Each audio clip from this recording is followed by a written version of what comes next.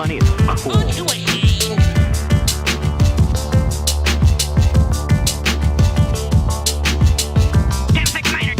We got whores in the city. We need backup now. Don't be so dang literal.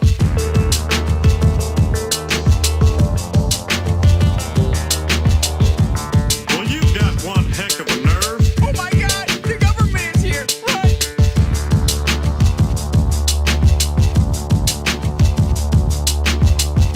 Hey, barkeep, whose leg do you have to hump to get a dry martini around here? Ich bin ein Springfielder.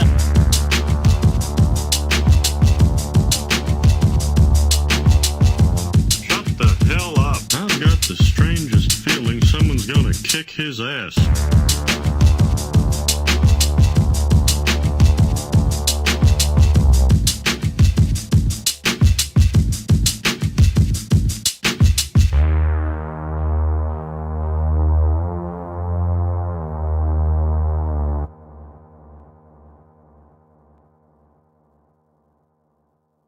You guys, this is all Kyle's mom's fault. Shut up, Cartman! Kyle's mom is the one that started that damn club, and all because she's a big, fat, stupid bitch. Don't say it, Cartman! Wait! Don't do it, Cartman! Wait! I'm warning you! Okay.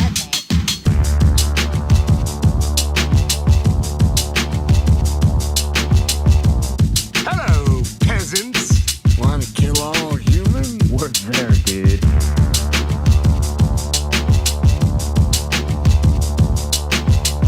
We'd like some money. Yeah, money.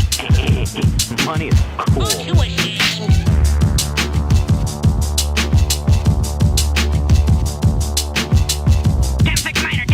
We got whores in the city. We need backup now. Don't be so dang literal.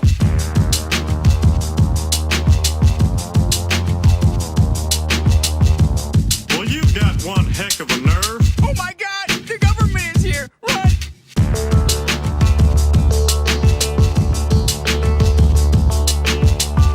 Hey, barkeep, whose leg do you have to hump to get a dry martini around here? Ich bin ein Springfielder.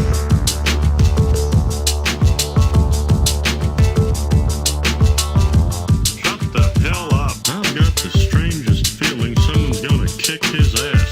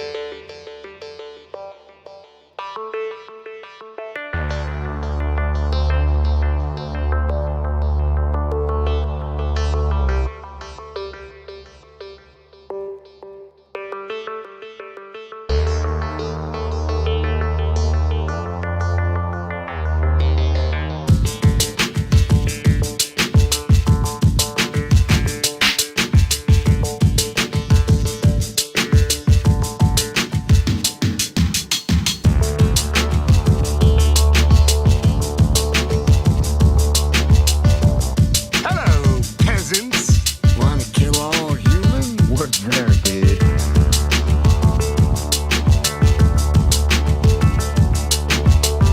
We'd like some money. Yeah, money. Money is cool. Aren't you ashamed?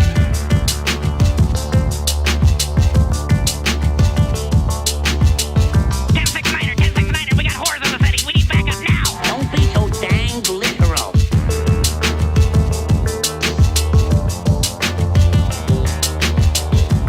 Well, you've got one heck of a nerve. Oh my God! The government is here! Run!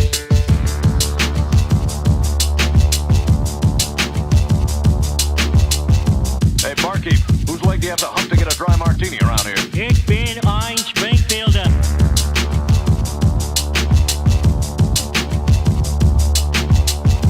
Shut the hell up. I've got the strangest feeling someone's gonna kick his ass.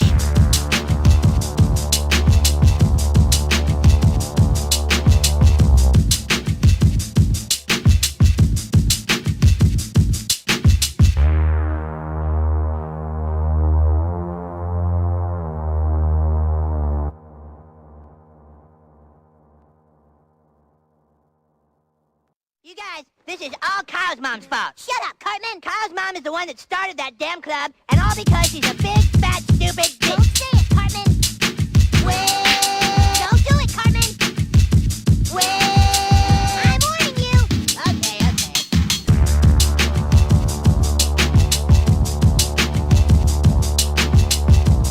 Hello, peasants. Wanna kill all humans? Work there, dude.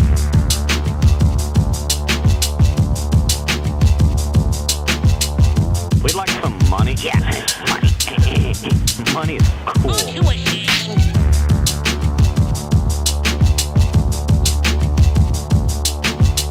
10-6-9er, we got whores in the city. We need backup now. Don't be so dang literal.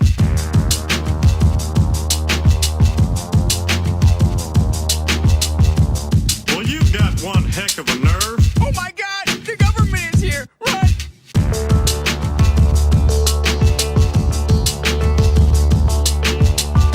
Hey, barkeep, whose leg do you have to hump to get a dry martini around here? Ich bin ein Springfielder.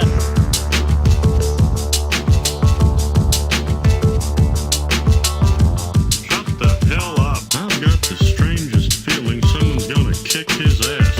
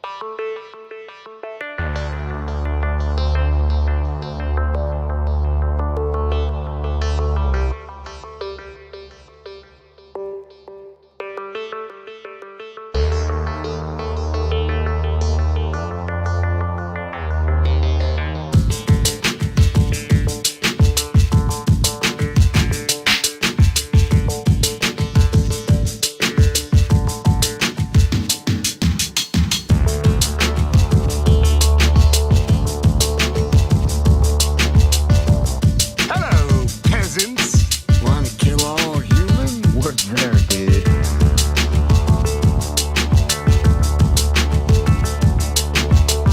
We'd like some money. Yeah, money.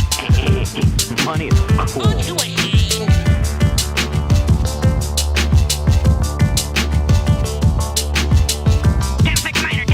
We got whores in the city. We need backup now. Don't be so dang literal.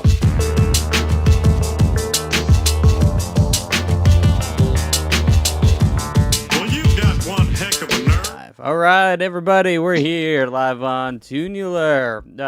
Before I introduce our awesome guest that we have today, because I always forget to say this off the top of the show, and then I forget to even say it later. But next week is going to be our last live show for the whole summer, probably until mid-September, I think. But, you know, don't worry. We're not going anywhere. We'll still be live, but me and Ben did a bunch of fun cartoon watch-alongs that you all get to enjoy for the rest of the summer and watch cartoons with us, right, Ben? Absolutely. We'll be watching. You can sit down with it. You know what's coming up. And then, yeah, summer shorter, summer longer. Some of them barely even exist because we talk about some leaked, Married with Children, the animated thing that may or may not be real. So we have no idea. Our hope is that it is real. Yeah. Our hope is that it is very, very real. Lost media? I mean, Lost media? if sort of, kind of like teaser trailer for an animated series. yeah, that, apparently it's a leaked Fox animated short or a pitch. I think it's more of a pitch because it's not really even it's like 5 minutes long, I think. But it's pretty funny and it feels like a Fox show and it's almost too good to not be like somebody leaking this. So you guys should watch it when we release that episode whenever it comes out this summer. But yeah, as you can hear too, we got fucking Negative Kitty in the house. We got Sebi. We got Kurt today. Man, just off the tails of having us. Yeah, I mean, just off the tails of having a fucking kick-ass show last week. You know, Lucky 13. Yeah, thank you. Thanks for coming, and thank you for being a part of it with the Portrait of Payback and Bloodstab, of course, screening Yeah. your amazing work. And Dwayne is in Dwayne the chat Steeler. right now, so you know it was great to have him there. I mean, Seb, you remember when Dwayne took that stage? I mean, it was epic. Mm-hmm. Yeah, no, he was the real star of that show. I mean, our Beef Creek paled in comparison to, the energy and sheer primal just the joy of that crowd. I'm gonna say it Dwayne like went Steeler is oozing machismo. He gets up there. I mean, he owns a crowd. He owns a crowd. There's not a person in there like No they question. can deny. They can deny. And I appreciate you letting me play Portrait of Payback and having Bloodstab play because we were also the only non-animated parts of the whole show. Oh, it was animated. It was animated a different way. Thank you. Yeah, no, the pleasure was all ours to have those works up there. I needed something that was like something to just really hype people up before Beef Creek, and I knew that there was like no other alternative but to show Bloodstab in the Portrait of Payback trailer. Yeah, so Dwayne will definitely hype up those people. But Oh yeah. So who were the other stuff that played before? It was the Frog Boys, right? Yeah. So just for anyone listening who needs the context, we had a screening party a weekend or two ago at Lucky 13 Saloon here in Brooklyn, and it was a preview screening of me and Kurt's new cartoon Beef Creek, as well as other animations and James's work, and then some bands and stuff. So yeah, we started with some Frog Boys, who are you probably recognize from being now on Trauma now. Of course. They have like their own little sketch show on Trauma now that's like a compilation of some of their shorts that they make. But yeah, they make animated YouTube videos and stuff and like Instagram, TikTok stuff, and they're great, really talented, hilarious. So those bits are funny. I had to hit them up. Yeah, they're great. After that, we had Occultadama, a friend of ours, who you may have seen on our drawing challenges on the Negative Kitty, who is an incredibly talented animator. So we had their work up.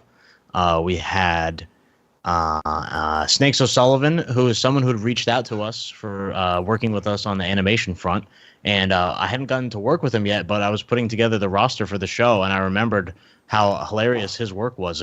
Just a couple plates of spaghetti, and that was on Channel 101. Wow. The Dan Harmon thing. Yeah. And so it was a no-brainer. Hit him up. And then Bloodstab, Portrait of Payback. Yeah, such a fun show, man. And yeah, and host Aaron Kaplan, who crushed it, who's hilarious. I know you're friends with as well. Yeah, it was great. I mean, you told me Aaron was doing it, and I was like, oh, sick. I know that guy. Yeah. I will message him now. Yeah, he's hilarious. Yeah, that show was great, dude. I love seeing other people's too, like, independent animation. It's just cool, especially these guys who are just so funny. But yes, you guys have been blowing up with this Negative Kitty stuff on social media. I mean, you guys got your drawing challenges. You got the goo stuff. I mean, even did the live goo. Like what goo, right? You had so what's the start of that? I mean, how did you guys start? Like how did you guys be like, oh, we're gonna make a cartoon, but also eat weird gooey stuff? Like where did that start to come in? I think we just needed like content, just needed to crank stuff out and like just show people that like we exist, we're here. Because obviously with the cartoon, it takes forever to like make. Yeah. And I feel like there's only so many like time lapse posts you can post on Instagram, right, Kurt? Like before it gets kind of old and stale and shit. Yeah, that was the wave of time lapses. I was late to that game. There was a time that really worked. A lot of people saw those posts, but it's over for the most part. So we're just like, we need to just shoot some stuff and kind of get creative. Are you saying the algorithm once again has shifted? It's a crapshoot, I recently had one of my posts go viral. It's still going viral right now, and it's like the dumbest thing ever. What's the post? So I was starting to repost with remix with one of my cartoon characters, and I used to make comics of him just like doing random stuff. So I decided to make comics of him making commentary on just random videos that are viral. So I picked one of Scooby-Doo where the van, the gang is in a van, and Freddy just got perk 30s from some random guy at a gas station, and that's what he's saying, and it's Fred's voice. So my cartoon character is looking up with the crow on his head, and he's just like, "Ah, yes, classic Freddy moment." And it's at like almost 300,000 views right now. 5 billion likes. And I got 150 followers in a week. That hasn't happened since I made the Birdie cartoon. So like, I can't tell you why. I mean, I think a bunch of other stuff I post is just as good, but whatever. Yeah, that's insane. Yeah, I'm trying to figure out what goes viral and not. It's just such a weird thing because the algorithm is gonna fuck you first, no matter what. But then for you to make this like random, and then it's like you make a random cartoon thing, and then that's the one that blows up 300,000 views. Like that's crazy. As when we were hanging out last week, Seb's like, "Careful, man, don't turn into a meme page." Yeah. I mean, the danger there is real. Yeah. But the danger in that is very, very real, right? To go from art to meme, and who's to say meme is not art these days? Whatever. Yeah. Like there's a whole conversation to be had about that. But the last thing you want to become is like Zero Dark Thirsty. Yeah. Which if you guys don't follow Zero Dark Thirsty, it's I don't even know what that is. Just a meme page. I mean, wow. It's very much a meme page, and it is one of my favorites. All right, well, definitely gonna check that out after this. I mean, that's just that movie was intense. Zero Dark 30. Yeah, from what I remember. So that's one hell of a name for a meme page. That's great.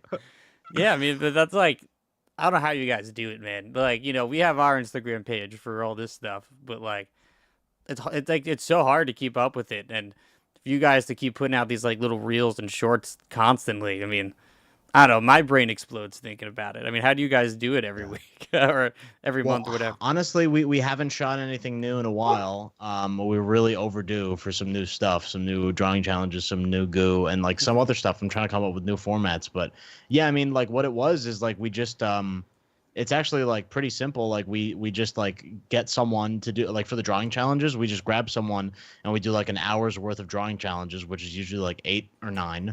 And then we just edit them, and then like we release one a week, and that's like 2 months worth of content, So, yes. But then that's only like 1 day a week. So then we had to bring in the goo, which is again just like an hour of shooting like this challenge of us like tasting this goo, sniffing the goo, blindfolded, trying to figure out the goo.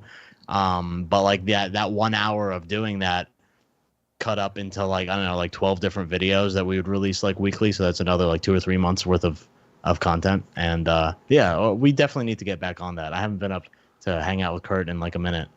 Yeah, those like goo challenges, like they're getting rough. I mean, I saw you eating soap in one of them. Yeah, I ate some Ajax, a little bit of Ajax dish soap. I didn't eat it. I tasted it. It was on my tongue. Yeah, the beauty of tasted like jizz.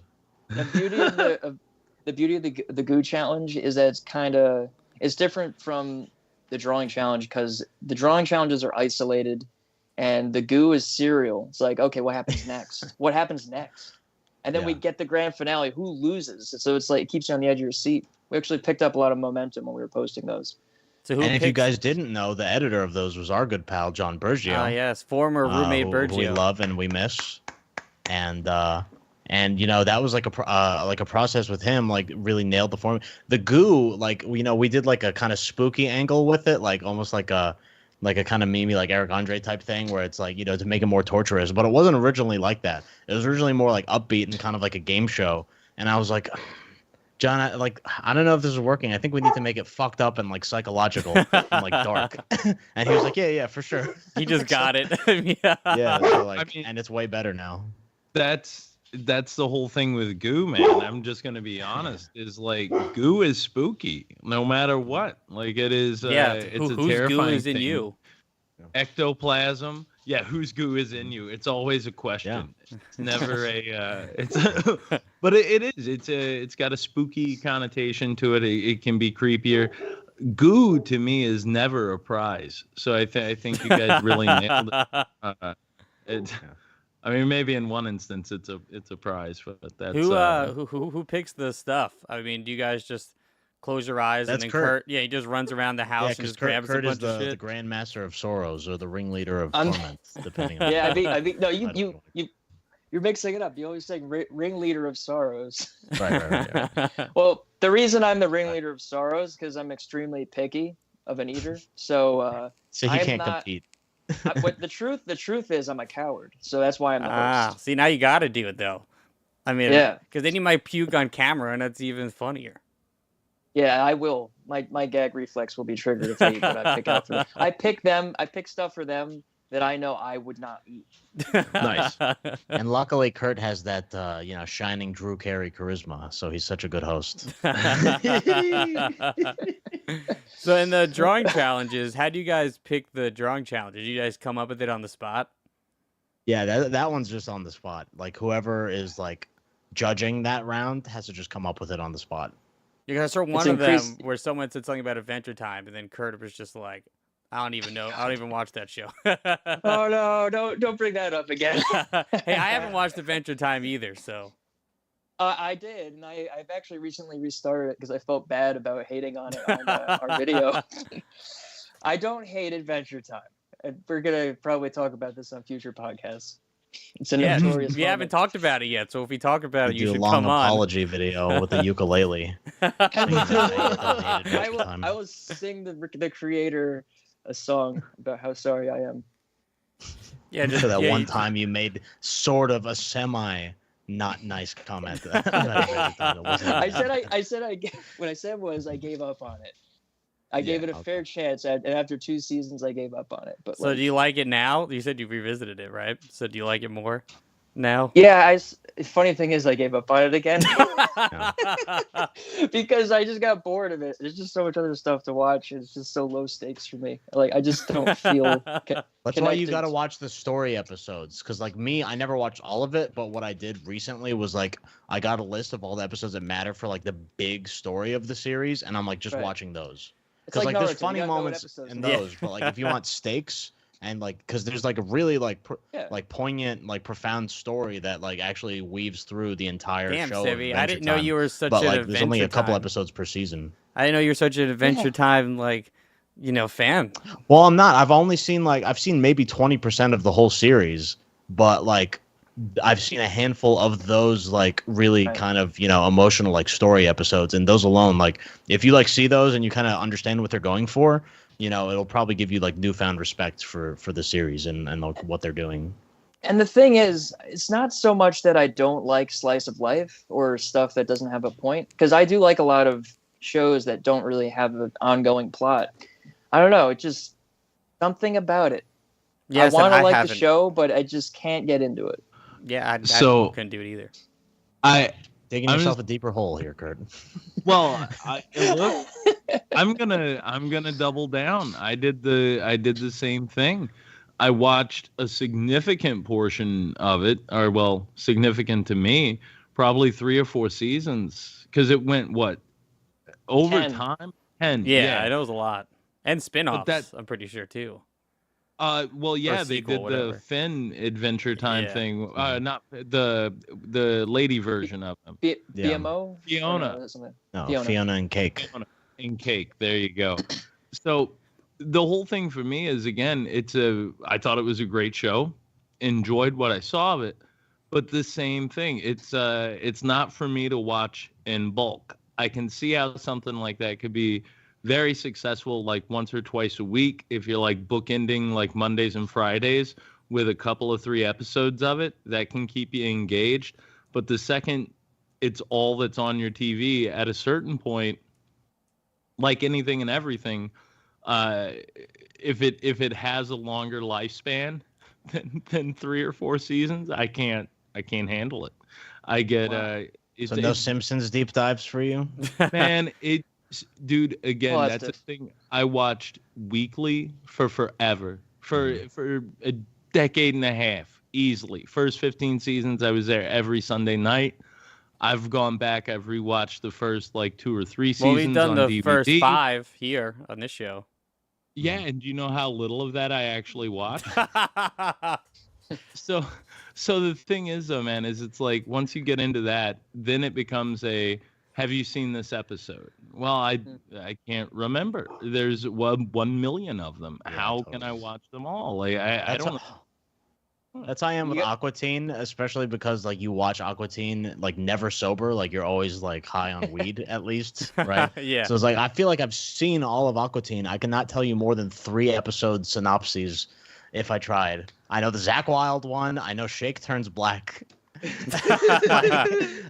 Like I have very little else that I can actually tell you about what happens in that show. Didn't Zach Wild make a guest appearance or something? Yeah, so I just said the Zach Wild episode. Oh, okay, sorry. That there you go. Now I'm the exact same way with Venture Bros. Like I've watched it a bunch, and it's a great show, but it just constantly goes over my head, and I've never been able to finish it. Like I've actually never like got into it. I've like seen a couple episodes. I saw a couple moments that I thought were funny. I've just never like really like broken the barrier. I know people love it, and it's like a cult classic. Yeah. And I watched it and I like it, but I don't know. I just can't keep watching it for some reason. My brain just won't accept it. But before we start trailing off too much here, Ben Johnson, you're hanging out with us. Looks like you just got off a workout somewhere. This is my headband that I snaked from Derek when I was in Cleveland. So I snaked it to our resident Pope of Godzilla. I say thank you. And I literally I was going into his room to look for something, and he had this fresh bag of like 10 headbands, and I just snaked one, threw it on, and he was like, "Where'd you find that?" And I said, "In that open bag of like 30 that you have." And he was like, "It's yours, man." And then just fucked on off to the other room, and I was like, "Okay, thanks, buddy." But no, I mean, I figure it's I may as well be working out. I'm still on the drop. I quit counting calories for like 2 weeks. Still on the drop. I'm eating right on my own now. Yeah. I don't need an app to tell me my portion control. I mean, that's the point, right? Yeah, you do it to kind of get you started, but then hopefully, you get off and live a better, healthier life. You figure your stuff out, right? But I also have low-key been retraining my body to get like 4 hours of sleep a night and to eat off of as little nourishment as possible in preparation for later this summer. I was going to say, it sounds like you're preparing for war coming up later this summer. Listen, I am training myself to understand, to revisit past trauma. They talk about like muscle memory. That applies for everything.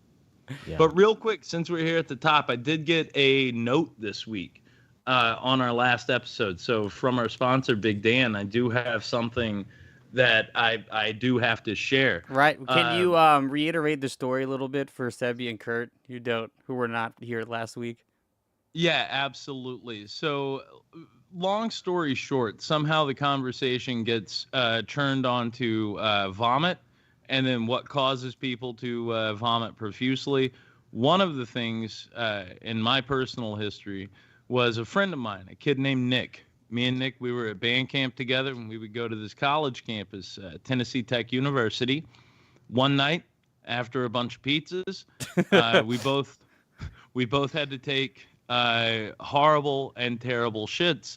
And as most boys do, we piled up in stalls beside each other, and we're dueling dumpers. Somebody comes in. We couldn't see him because we're in the stall, but all we hear is like, and then that same person goes running out of the bathroom and then vomits in the hallway. That person is our sponsor, Big Dan.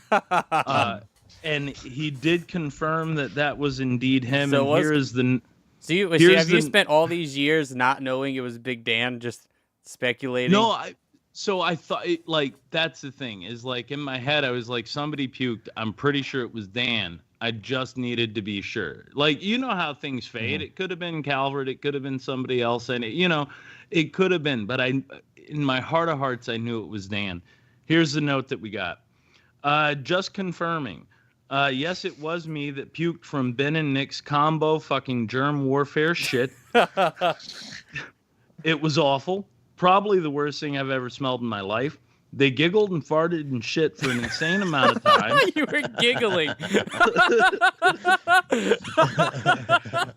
Just like boys. Just boys. Boys being boys. Giggling while they're shit. He says it wasn't human. It was a disaster that would have been chiseled onto stone tablets, with stories passed down for generations, ultimately making its way into the Bible as a sign of the apocalypse. So we took aggressive what shit fucking together. kind of pizza did you guys eat? There was a place called Spanky's. I'll never forget it. It's over by the Tennessee Tech University. That's a terrible name. Spanky's, yeah. That's a terrible name for a pizza. Spanky's Pizza. I mean, it's true though. It's very, very true. But Spanky's. It's a Spanky. The guy was like, and part of the reason why it sticks out is because the dude serving us, like head chef guy, would come out because we had a group of like 40 kids out there for camp, and we would go and we'd fill up the place one night, and he would come around to all the tables to see all the youths, and he says to my buddy Calvert, he goes, "What you play?" He goes, "Trombone." He goes, "If you don't eat all your slices," he goes, "I'm going to whip you with a wet trombone." And then he goes walking inside. That's all he had to say. Is, "What do you play? And if you don't eat all your slices, this is what's going to happen to you." It blew my mind. But yeah, I don't know. Maybe it was bad sausages. Maybe it was extra good sauce. But we were fucking. I mean, it was a bad night. Bad night. I'm glad we have a witness to corroborate. I mean, seriously, listen. You guys think I'm blowing smoke half the time. This is the life I've led. This is That's actually one of the more believable stories you could possibly tell. Honestly, yeah, I don't think I've ever made. You don't have to stretch. You don't have to suspend your disbelief for that one. Honestly, guys, let me tell you. I take gross shits. Me and my friends, we take gross shit. No, you. There's another time. In the yarn again. So there's another time, and I didn't shit myself. I didn't even fart. We were standing in line to go see The Human Centipede 2. It's my favorite movie. Yeah, one of Sebi's favorite movies. Yeah. Arguably one of the best movies ever made. I agree. I would agree. I make that argument every day. People 100 refuse to believe it. No, fuck that. It's a masterpiece. But we're standing in line. It's like a Halloween night, and we're going to see it up in Oregon.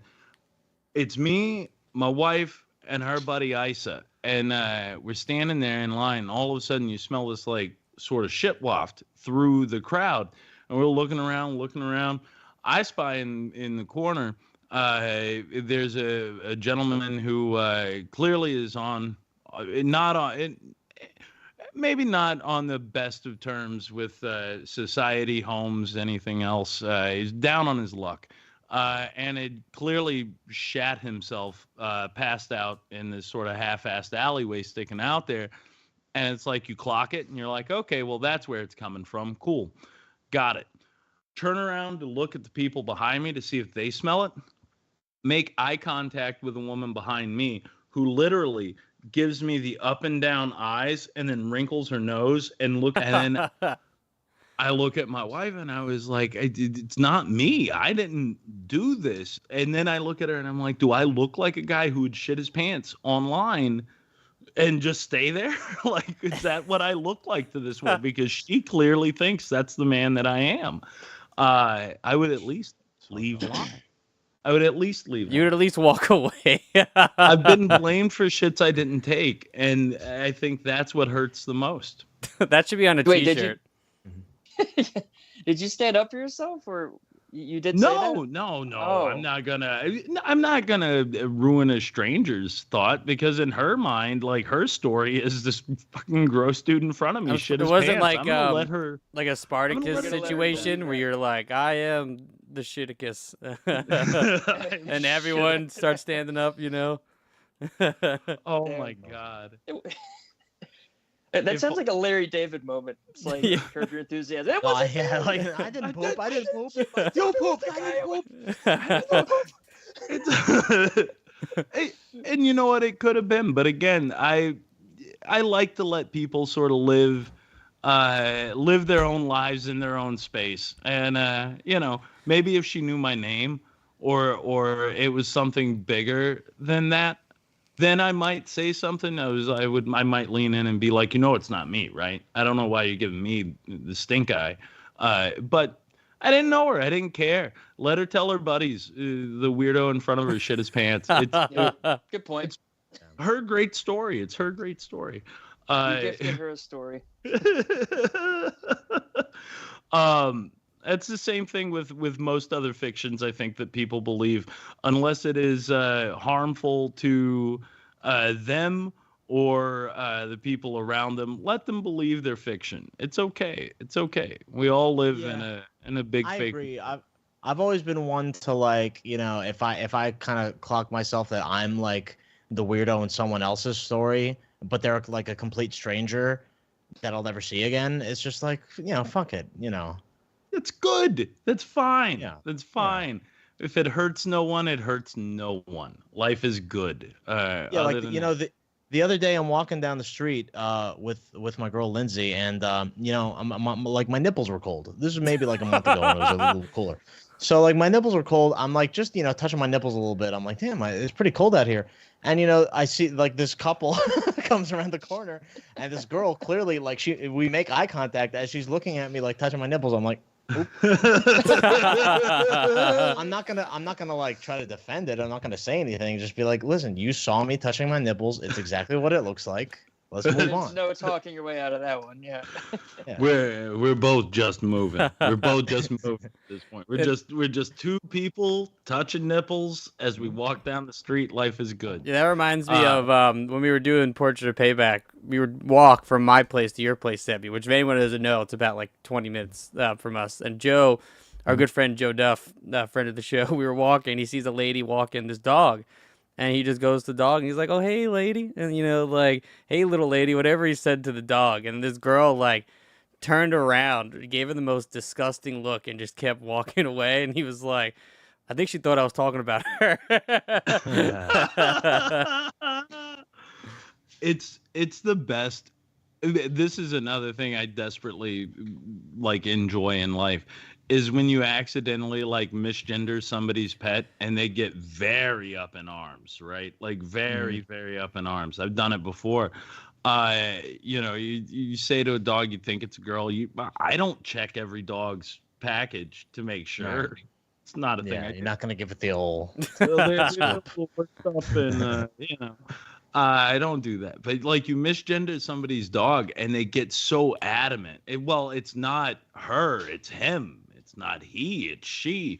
And it's like, you know what it is? It's a fucking dog. And all it wants is for you to smile at it and tap it on the noggin. And that's all it's looking for. It just like humans. Just all I want. I don't care what you call me. Just smile and pat me on my head and send me on my way. All I ask in life. It's very simple, man. But no, dude. Other than that, like down here, it's very, very hectic this week. Lots of stuff going on. I took a little trip just up the road from here. I found like 3 or 4 hours away. Jen and I went out. We did a little bit of hiking. We got some breaths in. And then we found a little watering hole. Like we found our own little Beef Creek. Hung out. There it is, beautiful. Man. Beef Creek, we made it. I want to get there. I know we've mentioned it, but like, holy balls, guys! Too many questions. What a wonderful little piece of work here, guys. Yeah, I guess like my first question is how does this start? I mean, like, where did you guys immediately be like, oh, Beef Creek, that's the one we're making? Or was it a character first? Like, where's the beginning of Beef Creek? The very beginning of Beef Creek is I'm in college with my buddy Devin in 2013 or 14 or something, and he's working on like some kind of script or something, which is based on his true experience. So him and his family were in upstate New York. They're all from upstate New York. The town is Coxsackie, at the risk of doxing his entire family. The town is Coxsackie, New York. Small town, easily doxable if you live in that town. And they owned like a family deli. Like his I think aunt and uncle owned like the little one market in town. And again, it's a very small town, so it's like the main deli market kind of thing. And it's New York, so like you have little deli market type things. I don't know about like the rest of the country, if you have like delis like that. And there's certainly markets, maybe not delis, but up there, you kind of do. It's like one of the places you go and like get your shit, right? Besides like a supermarket around there, right? And they own that, and there was a rite of passage in the family. For all the kids in the family, all the brothers, sisters, cousins, and everything to work at that shop, and which as you can imagine comes with its fair share of kooky stories. Working at some little place, certainly upstate, up in the woods and shit like that. And he was working on like something with that, and me and him were like writing a lot of stuff together at the time. We were doing comedy together, sketch shows, improv, stand up and stuff. We were roommates and stuff, one of my best friends, at the time, and hanging out all the time, working on stuff, trying to get stuff made. And I was like, I don't know, me and him just kind of came together, and I came up with kind of these characters around this idea that he had kind of incepted. All these main characters? Flash forward, all the main characters that are like in the pilot. I kind of came up with like at least some of those characters at the time, if not all of them. I was like, because he had kind of something, but I guess he wanted to like kind of take it to another level, or like he needed outside perspective on it. So we came together, we kind of came up with these characters, and then nothing really happens with it, because it's like, what are you gonna how are you gonna just like make a full ass cartoon, like a pilot episode hard. When you're like sophomores in college? Like, how do you really accomplish that? It's hard now to even do it in college with even less experience. It's still immensely difficult, but certainly back then it was like out of the question.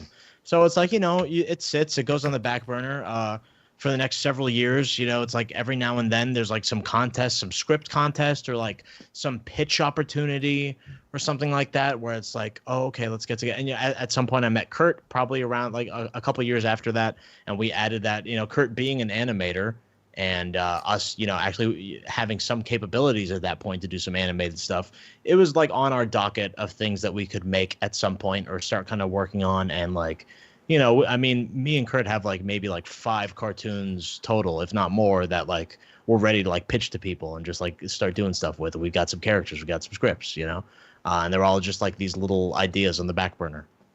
And so over the years there would be a couple opportunities to submit the script to something, submit a pitch deck to something. None of it ever went anywhere. We fucking agonized over these pitch decks and these scripts. I iterated on the script so many times, over all these years. And I think the turning point eventually was like probably like 2 years ago. I actually had sort of like an agent who was like setting me up with some pitch meetings with some like major like development companies. Oh, nice. A couple, maybe not super major, but like some people who could like actually, people get with money, things made conceivably, right? One of them, like you would definitely know. I'm not sure if I should say, but one of them has definitely produced cartoons that you guys have talked about here. Nice. But they didn't want it. Fuck them. They didn't understand they didn't really understand what Beef Creek was, and that kind of leads to your big idea of just making the pilot. They thought it was like a zombie cartoon. So that was the turning point. Was after all these years of iterating on the script, different drafts of the pilot, different drafts of other episodes. Maybe this one will be the pilot, totally different story. Maybe this one, different character designs, different pitch decks, to finally getting these meetings, and like they don't really go anywhere. I was just like, fuck this. Let's just make it. Let's just do it. Hell yeah. That's the mentality, man.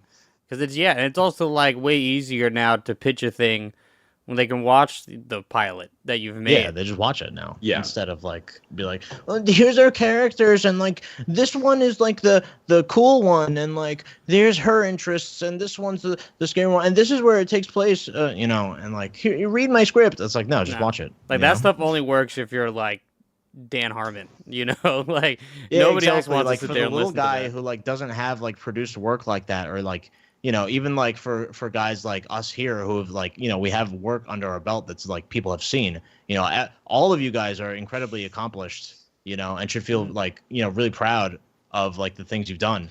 But we're all still in this category of like, we can't just like walk in, and we're not Dan Harmon, we're not Mike Judge. Yeah. We can't just like go in and walk into the office and be like, here's like 3 sentences of an idea I had, and they're like, okay, cool, yeah, like here's like a bunch of money, and that, to me, at a certain point, as nice as it would be to have people throw money at you because you thought a thing, is great. There's a part of me, though, that really does respect the notion of like, here is the work. This is what we can do with our modest and meager means. Imagine what we could do if we added layers of bureaucracy, a larger team, but maybe a little bit better equipment. You know what I mean? Maybe a little bit better. If you got a guy, what is it? It's old timers say it's not the toolkit, it's the architect, right? It's not the toolkit, it's the architect. And then I like to say, well, that's cool. If you can showcase what you can do with a fucking rock, with 2 rocks, smashing them together to make a hammer, imagine what you can do when you have a claw hammer in your hand, right? Like there's a whole other deal to that. The fact that y'all are out here making, the fact that anybody creates anything that ever gets seen outside of a larger system that only is a gatekeeper is its own special reward. Yeah. But it's so much easier to go in and be like, here are 5 things, or here is a proof of concept trailer. That's what we did. We did a proof of concept trailer, and then we end up getting our movie made. You take in the work, and that's the deal. And if they like what they see on Little or Nothing, they give you a budget. They can see you can. For us, it's frame a shot. For you guys, it's actually like making a shot. Draw the shot, make the shot move. You know what I mean? It's not just a panel. It is many, as a guy who was trying to make his own animated show that didn't work out, just to spend hours, days even, on a shot that's maybe a minute long is the most frustrating thing I think I've ever been through as like an editor filmmaker. I mean, so when you're starting, I guess, Kurt, there's a better question probably for you, but when you're starting to actually draw this stuff out, where do you start? I mean, do you get all like the voices first and then you start animating, or like what's your first process in, creating a shot? So first we got to look at the script, and we have to make sure that the script is timed, the sort of guesstimations of how long each shot should be, sort of mark up the script. Oh, really? So you're writing like time on the script? Yeah, you're writing on the script. So I did this at Sebi's. I was working on my iPad. I'm just looking through his script and just like putting brackets around certain parts of the script, putting a number, shot 1. I wrote on the side, okay, this could be like 3 seconds, just as a guesstimate, because of course Sebi has his own idea how long something should be. But this is when we were guesstimating. How long is this? How could it be? Is it 15 minutes, 20 minutes? My guess was 15. It was kind of near there, but then Sebi did a whole bunch of cuts and brought it down to 11. But yeah, to answer your question, after that process is done, then it's all about getting the storyboard sketched. And that's pretty much the beginning of making a shot. It's just like film. You make your storyboard first. But to your point earlier, you could spend days on one shot that's a minute long, but for animation you could spend a week on a shot that's only 5 seconds long. Yeah. or months. Yeah. Or months. Yeah. That's insane. Which was the case with some of these. Yep, it's worth it sometimes. And then I cut them anyway. Spend a lot of money on them. I'm just like, let's get at it. Well, that's worth bringing up. That's worth talking about too, though, because Sebi, the one shot I know you're talking about, it was impressive. And it took balls to cut it, given the amount of money you spent on that shot.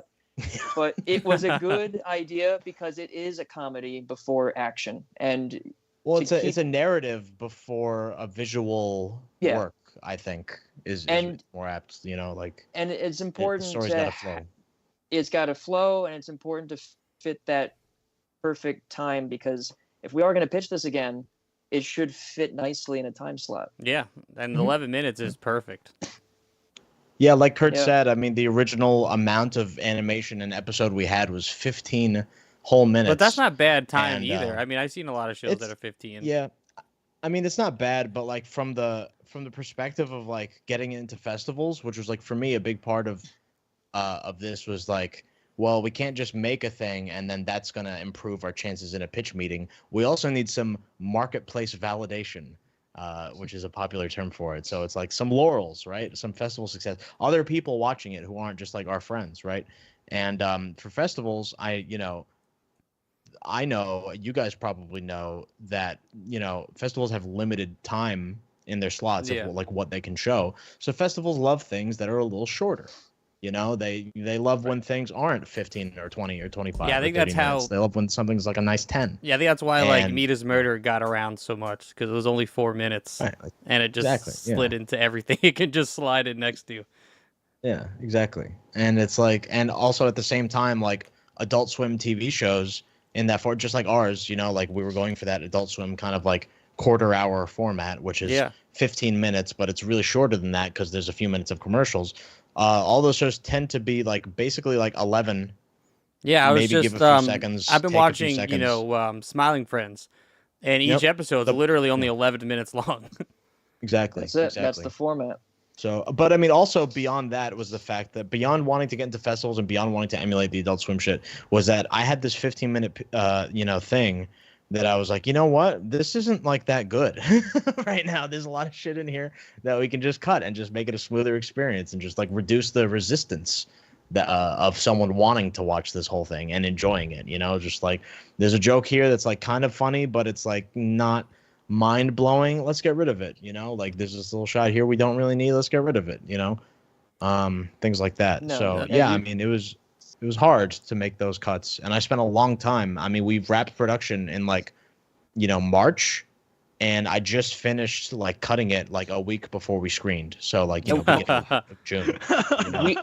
And I started storyboarding. We started storyboarding because Sebi did do some sketches as well. We started that process back in last year. It was June or July. Mm-hmm. So it was almost basically a whole took year. a year. Yeah. Well, Joey K Not says, to mention the 7 years, but like lead time before that of just like agonizing over different scripts and shit and different character designs and all that. Joey K in the chat says hashtag release the 15-minute cut. Maybe. There's a chat. There's a chat. Yeah, on our YouTube, there's a chat. Oh shit. Yeah. We're live. I remember that from last time. So the thing there is sometimes like things need to truly marinate before they're really good, before they're really solid. You know what I mean? Like you talk 7 or 8 years sitting on an idea. The fact that it's stuck around is one of those things that it's when your body gets ready to create it, it'll eventually come out of you. There are people famously who sit on ideas for like 30 years. It's the one thing I've always wanted to make. The one thing I've always we wanted talked to about do. it on this show. Fucking Phil Tippett, his stop motion movie that took fucking 30 years to finish. But I mean, I'm even talking about to start on a thing. You've got guys that are sitting there thinking, oh, this could be it, and then you see something on TV that mirrors or is similar to, but still less than your idea, and you watch that, and you're like, oh, there's everywhere they fucked up. Let me take this knowledge now back to my thing. How do I improve it without fucking up? And everything you see feeds into that. It's a thing. I've got ideas from college I still think are going to be great ideas. 25 years in, I'm like, you know what? Could still do it. Could still be good. Could still work. Here's where I would change it. And then you go on to the thing that is precedent that you're actually actively fucking working on. And then you get to it. You get to them. A good idea never sours. No. Never goes bad. Yeah, Gendy Tartakovsky's latest series, I forget what it's called, Unicorn. What's it called? Unicorn, we talked about it. Eternal Warrior, something. He sat on that for 25 years, I think he said. 25 years? That I didn't know. Yeah, a long time. Yeah. Damn. I mean, again, that's a thing, and it's finding out when sometimes it's when the audience is there. when the time is right, especially if you're looking to get into like an Adult Swim thing, to get into any of that. You have to sort of be able to read the audience, read the crowd, read what people are watching, what they're not, what's pissing them off. It's always better to see what pisses people off, because that's what gets people talking. That's the that isn't that the old Stern thing, is you say the things that upsets people in Private Parts. Paul Giamatti, he's yelling at the guy, how long does the average listener listen? And they're like, 2 hours. How long does the average Stern hater listen? And they're like, the whole fucking show, the whole thing, all 4 hours. They're there every day, if not longer. Yeah. So I don't know. It's picking your spots. It's finding that kind of thing. So I do want to talk about too the voice acting. So like, when does that start coming in to play? Like, when do you guys start finding voice actors to start doing this? Well, that was around the time we started. No, Kurt, go ahead.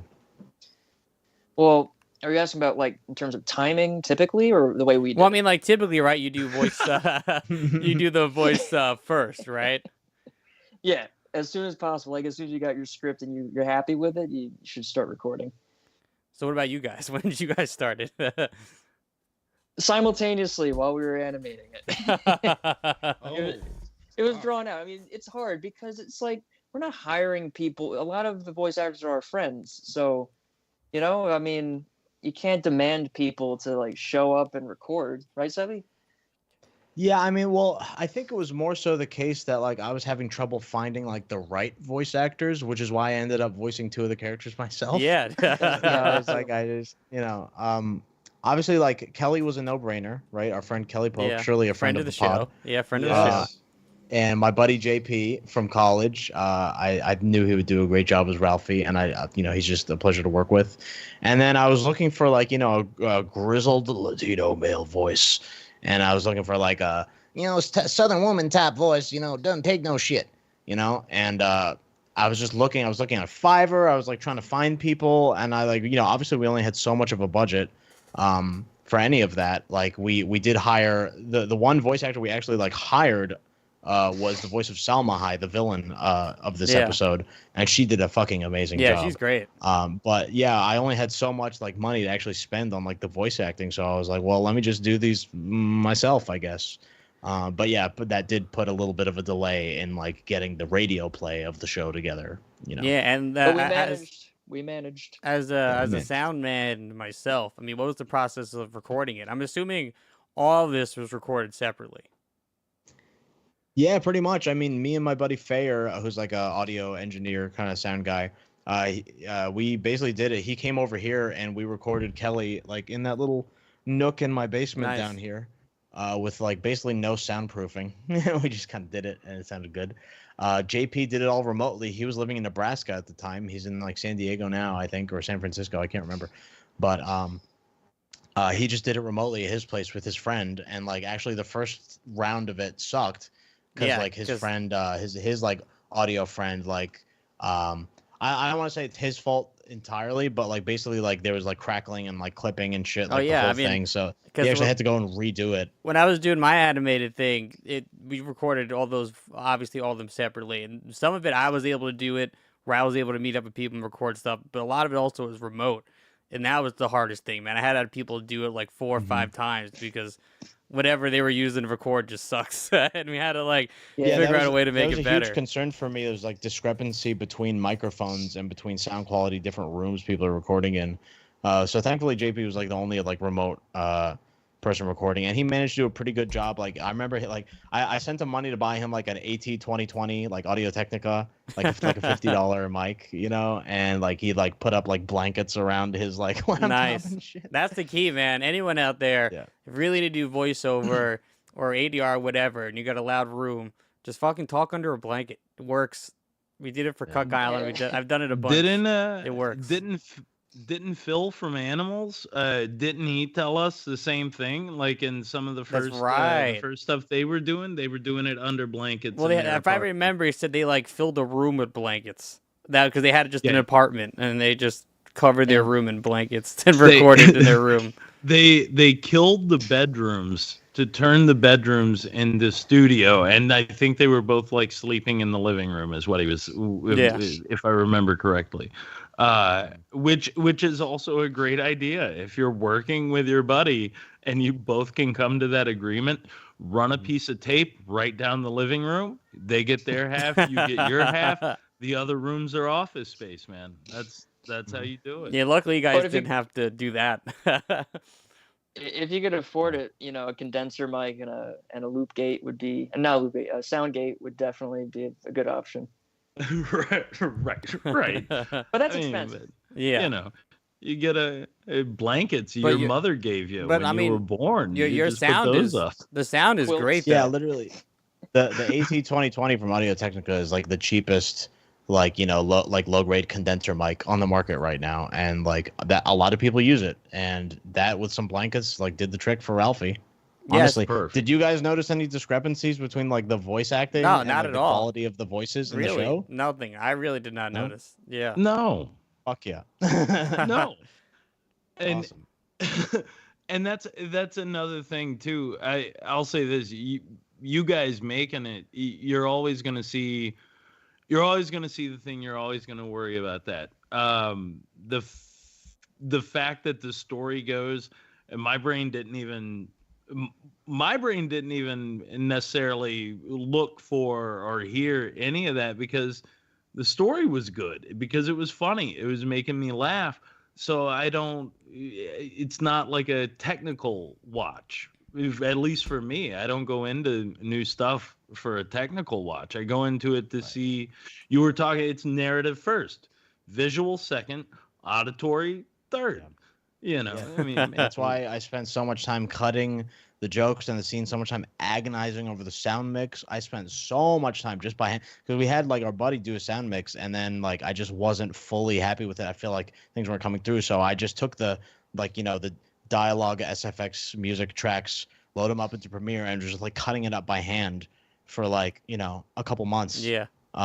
And just agonizing over that. All of it is to just create the most smooth, frictionless experience. Yeah. For someone. And that's hard to watching do this. with sound. That's really hard. Yeah. And actually, Joey K brings up something I forgot about. When we recorded his lines, I came up with this weird contraption once that didn't actually work out, and we had to redo it. But I had a box, and I filled the box with blankets, and then I cut a hole so the mic could be in the box, and Joey would put his head in it, and he was gonna speak through the box. That I figured would work, and then end up not working, and then I just had to redo it all.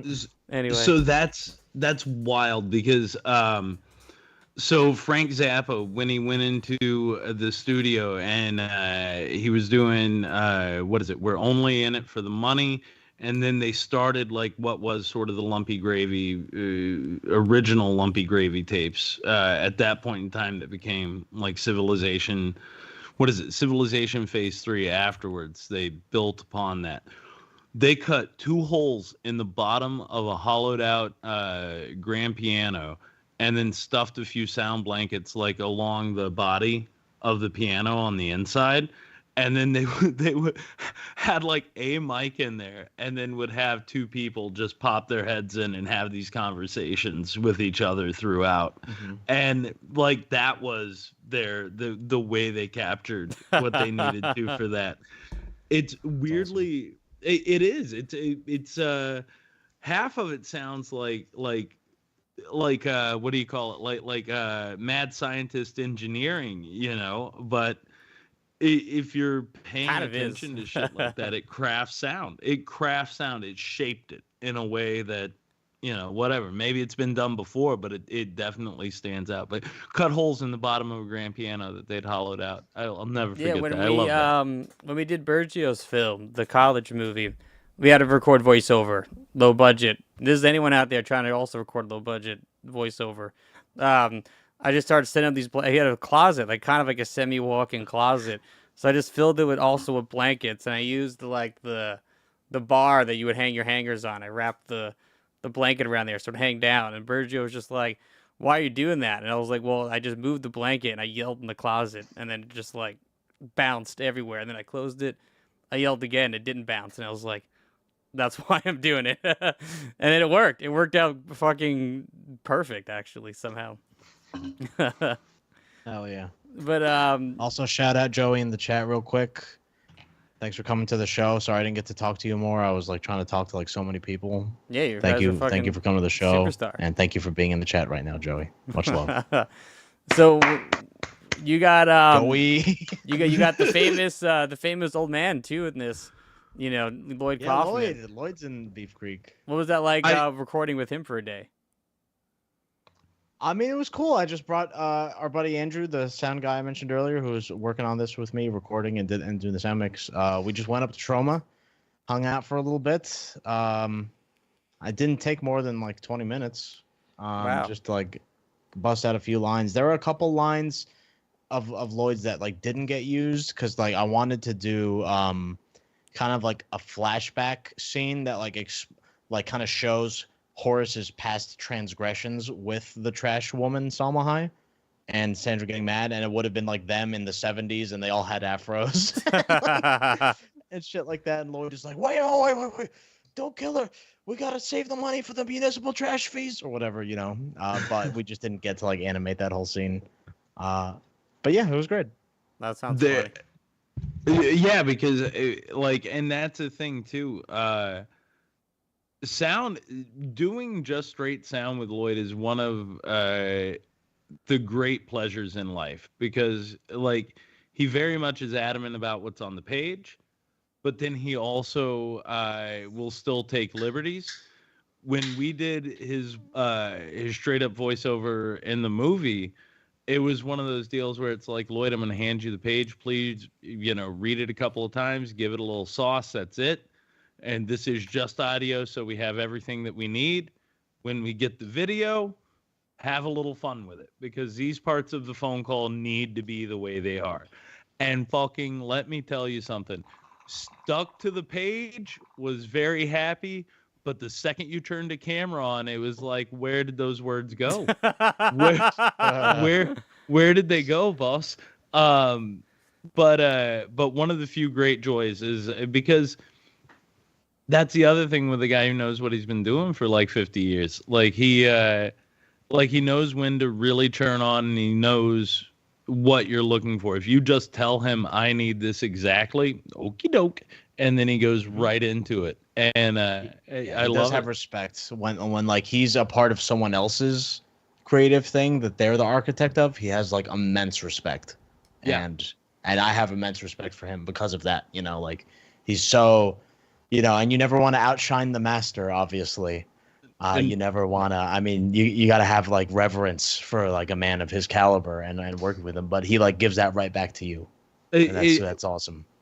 And nobody does that, especially when it's one of those things where it's like you've done, well, by industry terms, and I'm talking more about self than anything. Like he gives you that, and you're like, well, I've done nothing. I've done nothing. I've been sitting on my thumb for like 20 years. And here's this whole thing, and I'm no one. But it's very telling in even like the poses in the pictures. Somebody asked him one time, what's with the hand? Why are you always presenting people? Because he always, in the pictures, he always points out everybody else. It's about them. It's not about me. It's about them. It's their photo. They want the photo. I'm in it. It's them. That's something that like certain, when you have an amount of celebrity, that's something that like, I think it's a skill that like some people cultivate when they're at that level. That is really, really nice and like makes a lasting impression on people. Like when I was recently, a couple of years ago at Comic-Con, I managed to get a gig as like fucking Daryl McDaniels from Run DMC's like personal photographer at Comic-Con that day. So I was following around DMC all day, and every single person he met, first thing is like, what's up, where are you from? Asking them like asking them about themselves, he'll take a picture with anybody, just making them feel like, they're the star. They're having like a special moment. Lloyd kind of does that too. I think it's like really admirable. Well, he told me something once. I try to be. I aspire. He told me at Comic-Con once. I might have said it on this show before, but we were at Comic-Con. He had this huge line of people, a lot of, I'll say, like, annoying people, saying all this random shit to him. And he's doing it for hours, and I asked him, I was like, how do you deal with all this? I mean, how do you handle all these people? And he goes, like, out there, he points, like, outside of Comic-Con, he goes, out there, I'm nobody. In here, I'm a god. And I'll, like, never forget that. And it just made so much more sense of why he's putting all this effort into, all these people here. He means something to all these people. Exactly. Like when someone's coming up to you like that, and you're like, you're like so important to like their lives and like their upbringing and like the foundation of like their taste and culture. Like, I mean, I know guys like Lloyd, Daryl McDaniels, like going out to the conventions and stuff, they thrive on that. I mean, like how many like celebrities who go to conventions and are assholes? Yeah.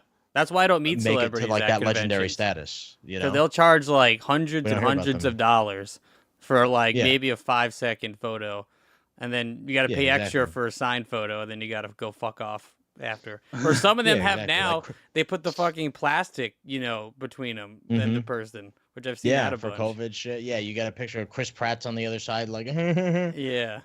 He's not out there with you like that. He's not out there taking pictures, giving you a noogie.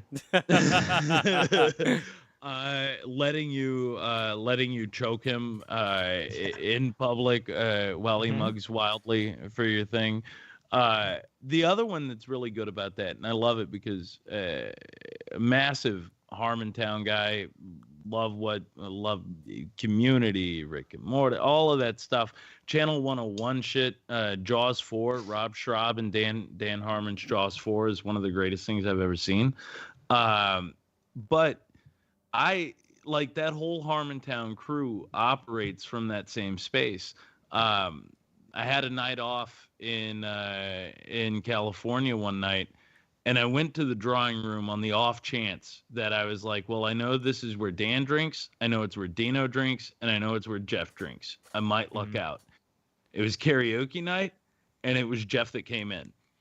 I want to tell you, this was the sweetest man.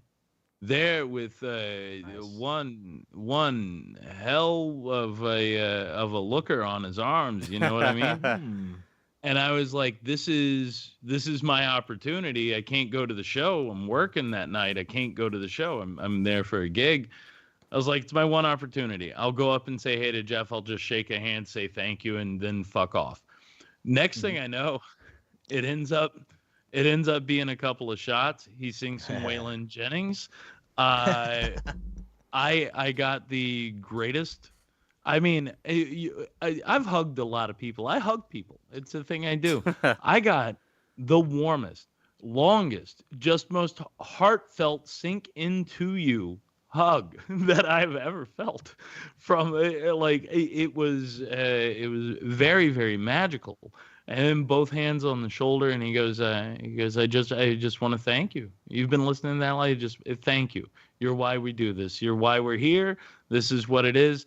And he's like, it's great to see you out tonight. I'm glad you came up and said, hey.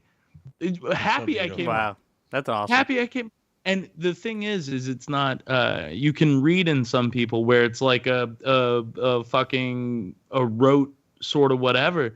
Not at all the feeling. It was very, very sweet, very, very kind, and I'll take that with me for a long time. Jeff B. Davis, baby, all day. Jeff B. Davis. I think it pays to be like a genuine person, Yeah, I mean, usually it pays to be real with people. Yeah, generally, sometimes, but that's how you also notice who the assholes are. Yeah. Oh yeah, sure. Yeah, I mean, yeah, if you're an asshole, then try not to be genuine. Try to be somebody else. But talking about singing and music, I do want to talk about the music in this. Because it's like all over the place, but in a fun, like really good way. Like it opens up with this like almost metalocalypse, like just like death metal roaring. But then he gets like the actual fight scene, which I want to talk about in a little bit. But like the fight scene, like in the third act, where it's like the music's chill. It's like almost like calming. Like I feel like I can walk around and listen to it. So like, well, where does the music come in? I mean, did you write all of it? Did you like figure? Did you have it beforehand at all, or just throw it in there? So all of the music, with the exception of the opening and closing theme, which I'll come back to, was written by myself and my buddy Christian Longoria, who's a music producer. He makes an amazing piano player, and he likes to produce all sorts of shit. He plays guitar as well, and like he produces all sorts of stuff. He likes to produce a lot of kind of like Silent Hill music type stuff, which is really cool. But me and him, we used to have like a few different projects back in the day. We put out like a kind of like a progressive like rock jazz fusion album, or like an EP like back in like 2016 or something like that. And we were in like some other projects together. So like he's, me and him like have been writing music together for a long time. We have a shorthand with each other because we like grew up together back in high school, like listening to a lot of the same shit. And so I hit him up. I'm like, hey man, you want to work on the score with me for Beef Creek? He was like, yeah. So basically over a number of, Discord calls, we kind of just banged it out. I mean, the way we do it is usually like I hum or scat something to him, and then he like he takes it and makes like a whole fucking. He puts the pen to the paper, metaphorically speaking. He puts the MIDI to the titty, and he fucking gets her done. And then I'm like, hey, like let's take those horns out and let's pitch up that, and I think we need a little more on the low end, and I think this melody could use another diatonic fifth or whatever. I don't know shit about music, but just making up words like that. Wait, you go like full blown Jonathan Davis on him, because that's the soundtrack I want to hear. That's the one I want to hear from all the skibbity bops and the whatever. That's yeah. Basically, yeah. No, I mean, because we're working on other music too, and like for our upcoming video game Kitty Pellets, like I recorded scats into my phone, just a video of me going, and I send him that, and he's like, oh, that's awesome. So I mean, it's really awesome to have that relationship. And like, it's sick. And then the opening and closing themes were written. So I wrote the opening theme on guitar, like the and then me and Kurt's buddy Morgan Lutzi from the band Avlov, who's also a very talented producer, he put that together as like a full track. I just like record a video of me playing that guitar riff, and he made it the full track. And then for the closing theme, I didn't know about this until like it was a thing, but Kurt, who is like low-key an amazing guitarist himself. Really? I always hear about you animating. Crazy, I didn't know idea you were also a musician. Yeah, I've been playing since I was like 8. Oh, sick. Oh, shit.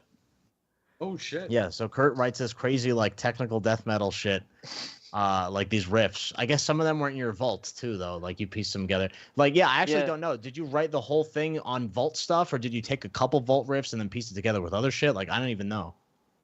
What I did was, what we did, we got on a phone call with Morgan, the guy that produced the opening and the closing theme, and we're asking, we were trying to get all this done as soon as possible because he was really busy. We wanted to get him while he was available, and so he's like, "Do you know what you want?" And I'm like, he's like, I should know what you want since I'm not gonna have a lot of time to brainstorm myself. So if you have some sort of idea, send it my way. So I thought to myself that night after that phone call, I'm like, you know what? I've got like a string of riffs that I've been playing for years now, and I'm not going to start a metal band, so I'll just let that be the credits for Beef Creek. So I recorded it on an acoustic guitar because that's all I have. Interesting. I want to hear that version. It's on my threads if you want to listen to it. And I sent him the link to the threads because I didn't have a good voice memo thing. I don't know. I kind of suck with some of those apps. And I'm like, here it is. I made a rough rendition of all the riffs. And he's like, oh, dude, this is perfect. I can make something sick out of this. Then the next day, he just made the whole thing. Shit. Which is fucking. I was like blown away. I was like, what the fuck? I thought it was just gonna like be like the first thing again with like maybe a little more shit, but then it's like it's like changing time signatures and shit. I'm like, what? It was awesome. I'm glad we're using it. Shout out, Kurt. I was worried that it wasn't gonna like be used ever, so it was perfect that it fit Beef Creek's vibe. Oh, as long as we're shouting people out, we gotta shout out our team. Out. Shout out the whole team. Yeah, I mean, it's a village that makes an animated thing. A lot of times I feel like we haven't talked too much about like the animation or like the narrative or anything like that yet. Well, let's get it. Let's talk about the team for a second. Yeah, but our animators are great, and most of them I mean, not most of them. A lot of them did not have a background in animation. They're mostly just great artists, and they were comfortable with stepping out of their comfort zone and giving it a shot. So, you know, I coached them. How big is the team of the? How big is your crew? Like your team that made this? Ended up becoming like 16 or 17 people that draw. You know, 3D artists, 2D artists, mostly 2D artists. But yeah, and it's for those who weren't familiar with the animation process. I started them out on keyframe drawings because that's your beginning and end of a motion, and it was easier to sort of describe. Like, oh yeah, well that's where we start anyway, so just do that. And then those who felt good about that were like, okay, I'll try the in-betweens. And then they did good with that. So then, you know, then they got a whole bunch of work from us because it's a whole cartoon. And yeah, I mean, it's crazy. It was all drawn in like Photoshop and then composited by Kurt in Yeah, Toon I remember you showing me those Photoshops like early on and like coloring them. And what I noticed too, there's some like 3D going on here. Like there's the scene where I can't remember the exact character's name, but Seppi's character when he's transformed does this like saying gets all buff whatever, and it looks like it looks like straight out of like Tenkaichi. Like how did who did that? Did you do the? I'm assuming that's 3D, right? Well, no, it's not. Yes and no. Okay. Yes and no. So the transformation sequence is a combination of 2D and 3D. We just blended it really well. So it starts out with a drawing of Horace before he's transformed. And then I got the keyframe that we used for that transformation was 3D. And I took that without a background. I put it in the Photoshop file. And I said, okay, to our animator, one of our animators in Canada. I said, okay, so here's your keyframe. Match this style perfectly by making your first keyframe and then fill in the blanks. And any sort of weird lines that you see that are from the 3D, just roll with it. Make a transition into it, maintain the style, make it look cell shaded. And he was able to color pick and sort of just, it worked. So all of those drawing at the transformation is mostly 2D until he's fully bulk, and then that's all 3D. Because I assume because I see his pecker flopping there. So I was like, someone had to animate that.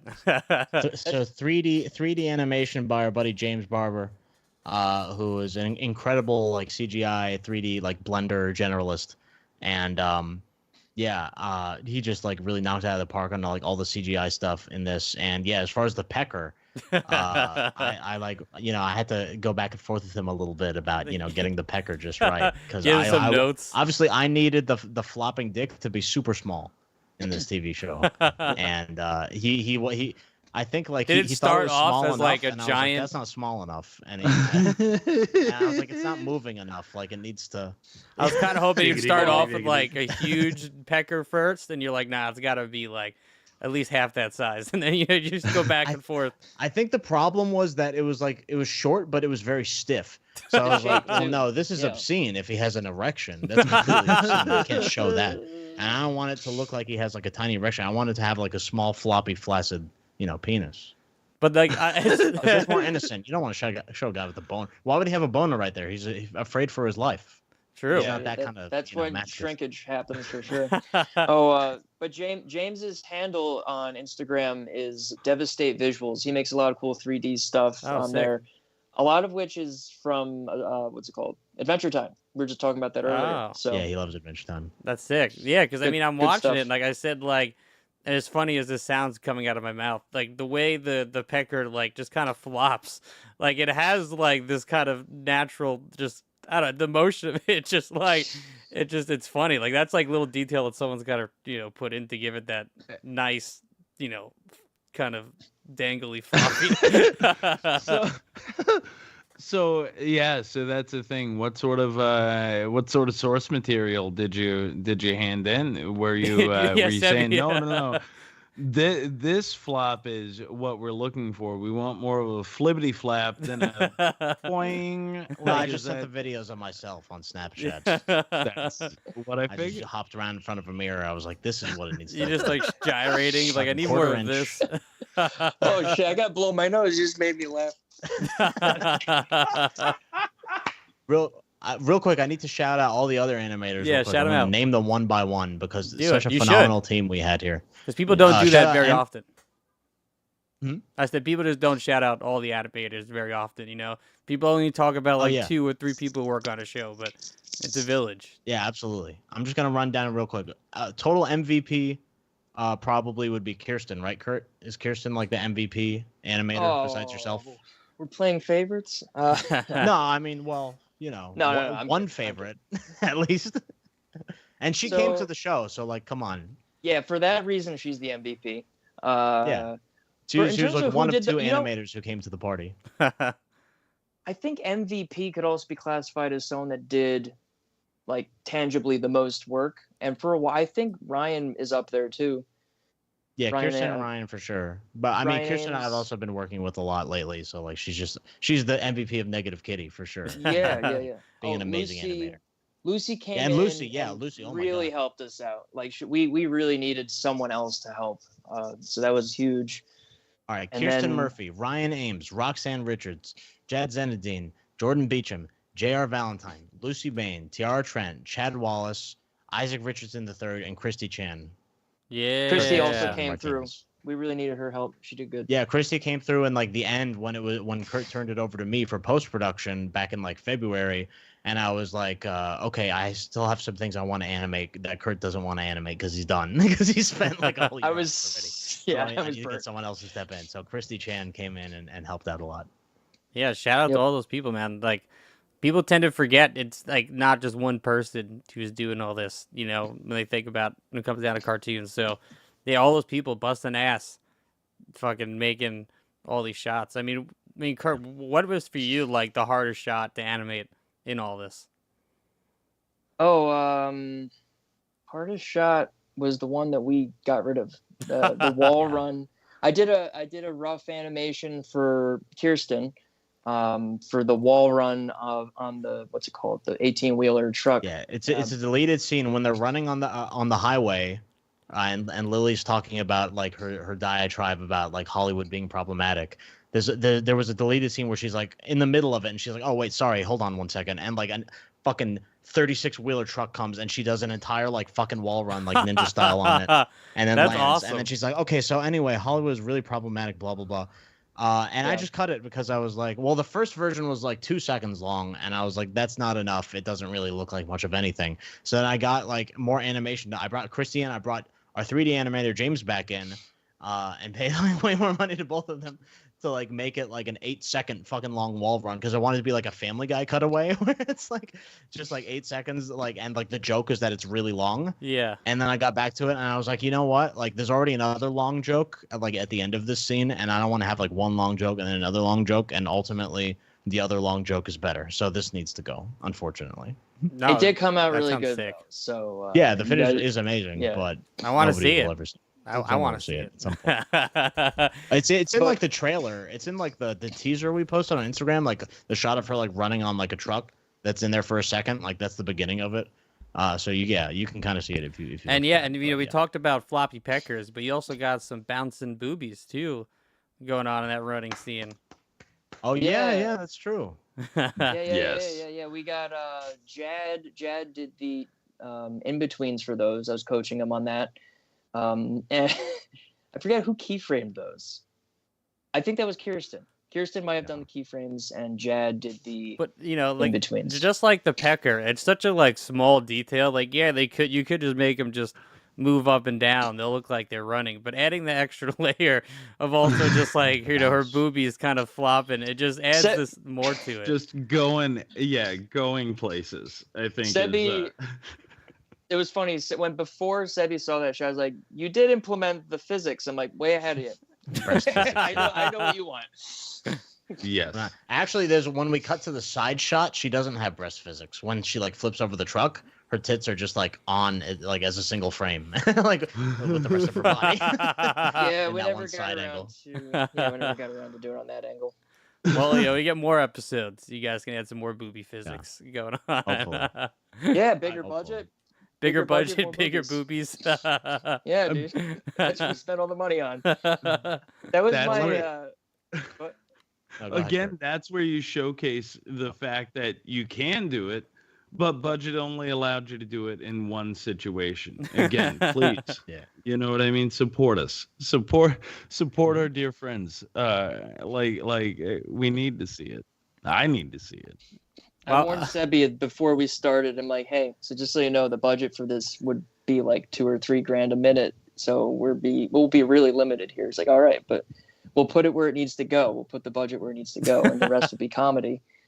You know, with comedy, you can get away with less as long as it's not action based.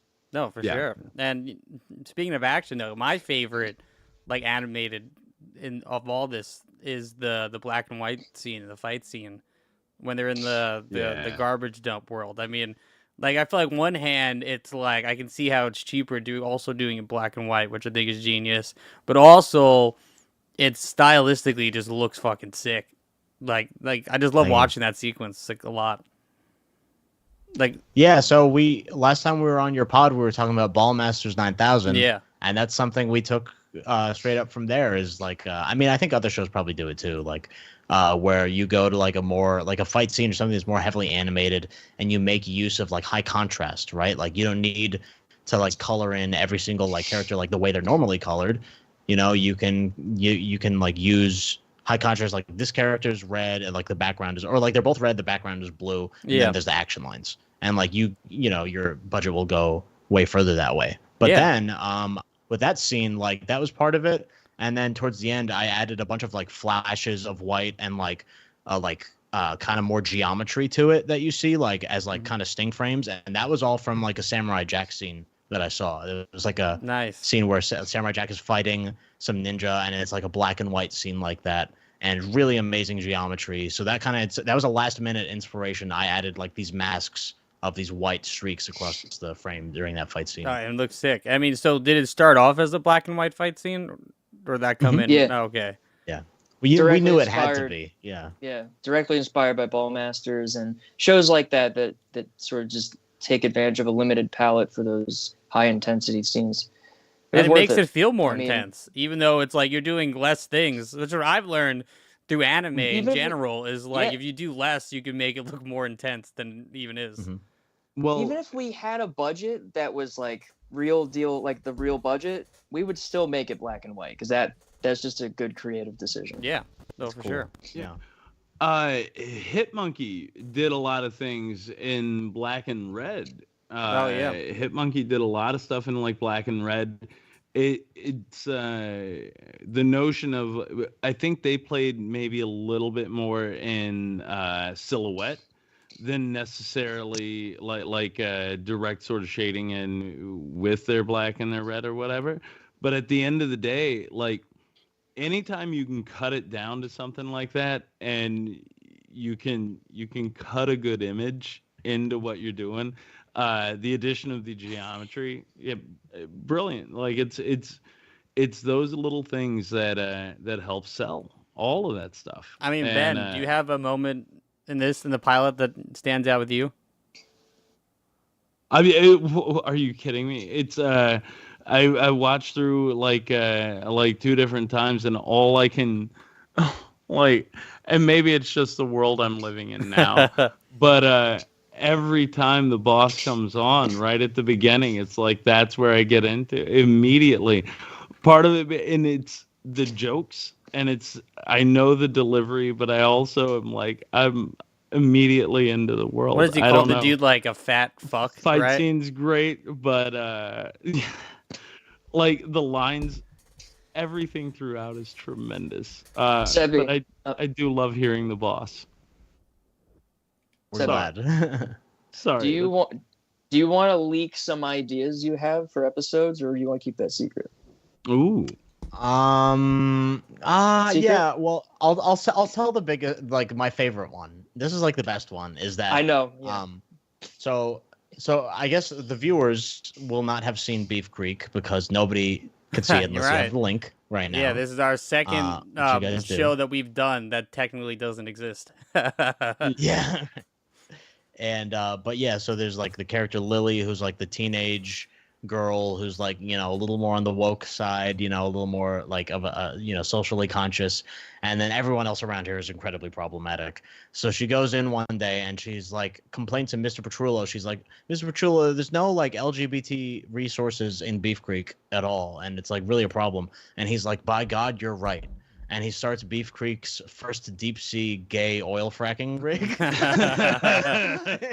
And she's like, that's not what I meant. The first gay deep sea fucking oil, you know. Yeah. And then like it leads to like all the gay actors like Jojo Siwa and like her naval fleet coming after them. And like Jonathan Van Ness from Queer Eye, like they all have massive naval fleets that just converge on this like oil. That sounds rig. great. Yeah. It's amazing because in like the 90s that was just referred to as like the gay mafia. Everything was the gay mafia.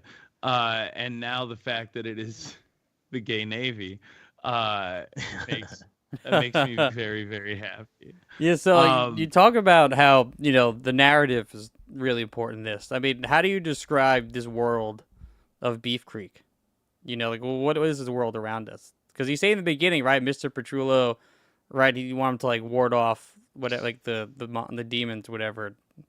So yeah, there's the a lot going on. Banshees, Yeah. So there's actually an entire cut final scene where they're back at the deli and they're talking about like everything that happened, and then those Banshees that were mentioned in the opening scene, they come in and they murder everybody, and it's like the end of an Aqua Teen episode. Where like everyone dies at the end, but then they just reset in the next episode. And so we were gonna have that, but I decided it just like wasn't good enough. Some of the writing was a little lazy in that scene, so I was just like, let's just cut the whole thing. But yeah, I mean, I guess to go back, like the Beef Creek is set in the middle of nowhere.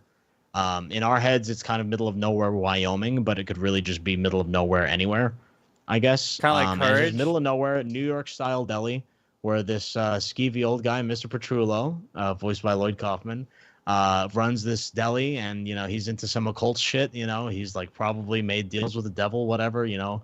Homunculi, all sorts of crap like that. And he's got these two military vets, Horace and Sandra, a married couple. These hardcore military vets like Green Berets, like working for him, as well as Lily, who's like basically like trained in the arts of the ninja. And then Ralphie, who's a useless fat slob, also working there. And they just fight. You know, there's a new supernatural threat each week. That's the premise of Beef Creek. That's fun, man. Yeah, I hopefully we get more episodes to see more of these. I mean, what are the other supernatural threats that you guys thought of? You got any more? Yeah, there's one script I wrote that was like, so Mr. Petrullo is like, all right, we're gonna try something, and it's chipmunk burgers, and I need you guys to go out and get me 2,000 chipmunks or something like that. So then they go out, Lily and Ralphie go out and try to do that, and then like they capture one, but then a massive fucking chipmunk, like mutated chipmunk from like, you know, the creek. The fucked up creek, this big beefy brawler chipmunk comes out and challenges them to a game of basketball, and they have to play basketball against this brawler chipmunk. Yeah, man. And Lily, of course, is like really good at basketball, and Ralphie sucks. And that's the thing. If the notion is that it's a different supernatural entity being that they come across each week, that is endless for story. Yeah, it is. I mean, My favorite concept was I can't remember if Sebi came up with this all on his own, but one night we were talking about ideas, and we were thinking, what if there was this haunted record, Creed record, Creed Creek, Creed Creek, and it just wouldn't stop playing. That's hilarious. Everyone was just like, no. Well, okay, so here's the question: does it repeat, or is it like literally just what is it? Can you take me higher? That same song over and over. But it scratches every time, and it's just the one line, like just sung and drawn out the entire time. Yeah. We actually haven't written this one yet. Like, I wrote the Chipmunk one. I've written, like, I think some other one. Yeah, how many episodes? Yeah, the original pilot was way more problematic than, like, this pilot. Because the original pilot was Ralphie finding out that his mom had, like, Munchausen by proxied him his whole life into thinking that he was retarded mentally. and the pilot episode is him finding out that he's not actually retarded. His whole life is upended on his first day of work at the deli.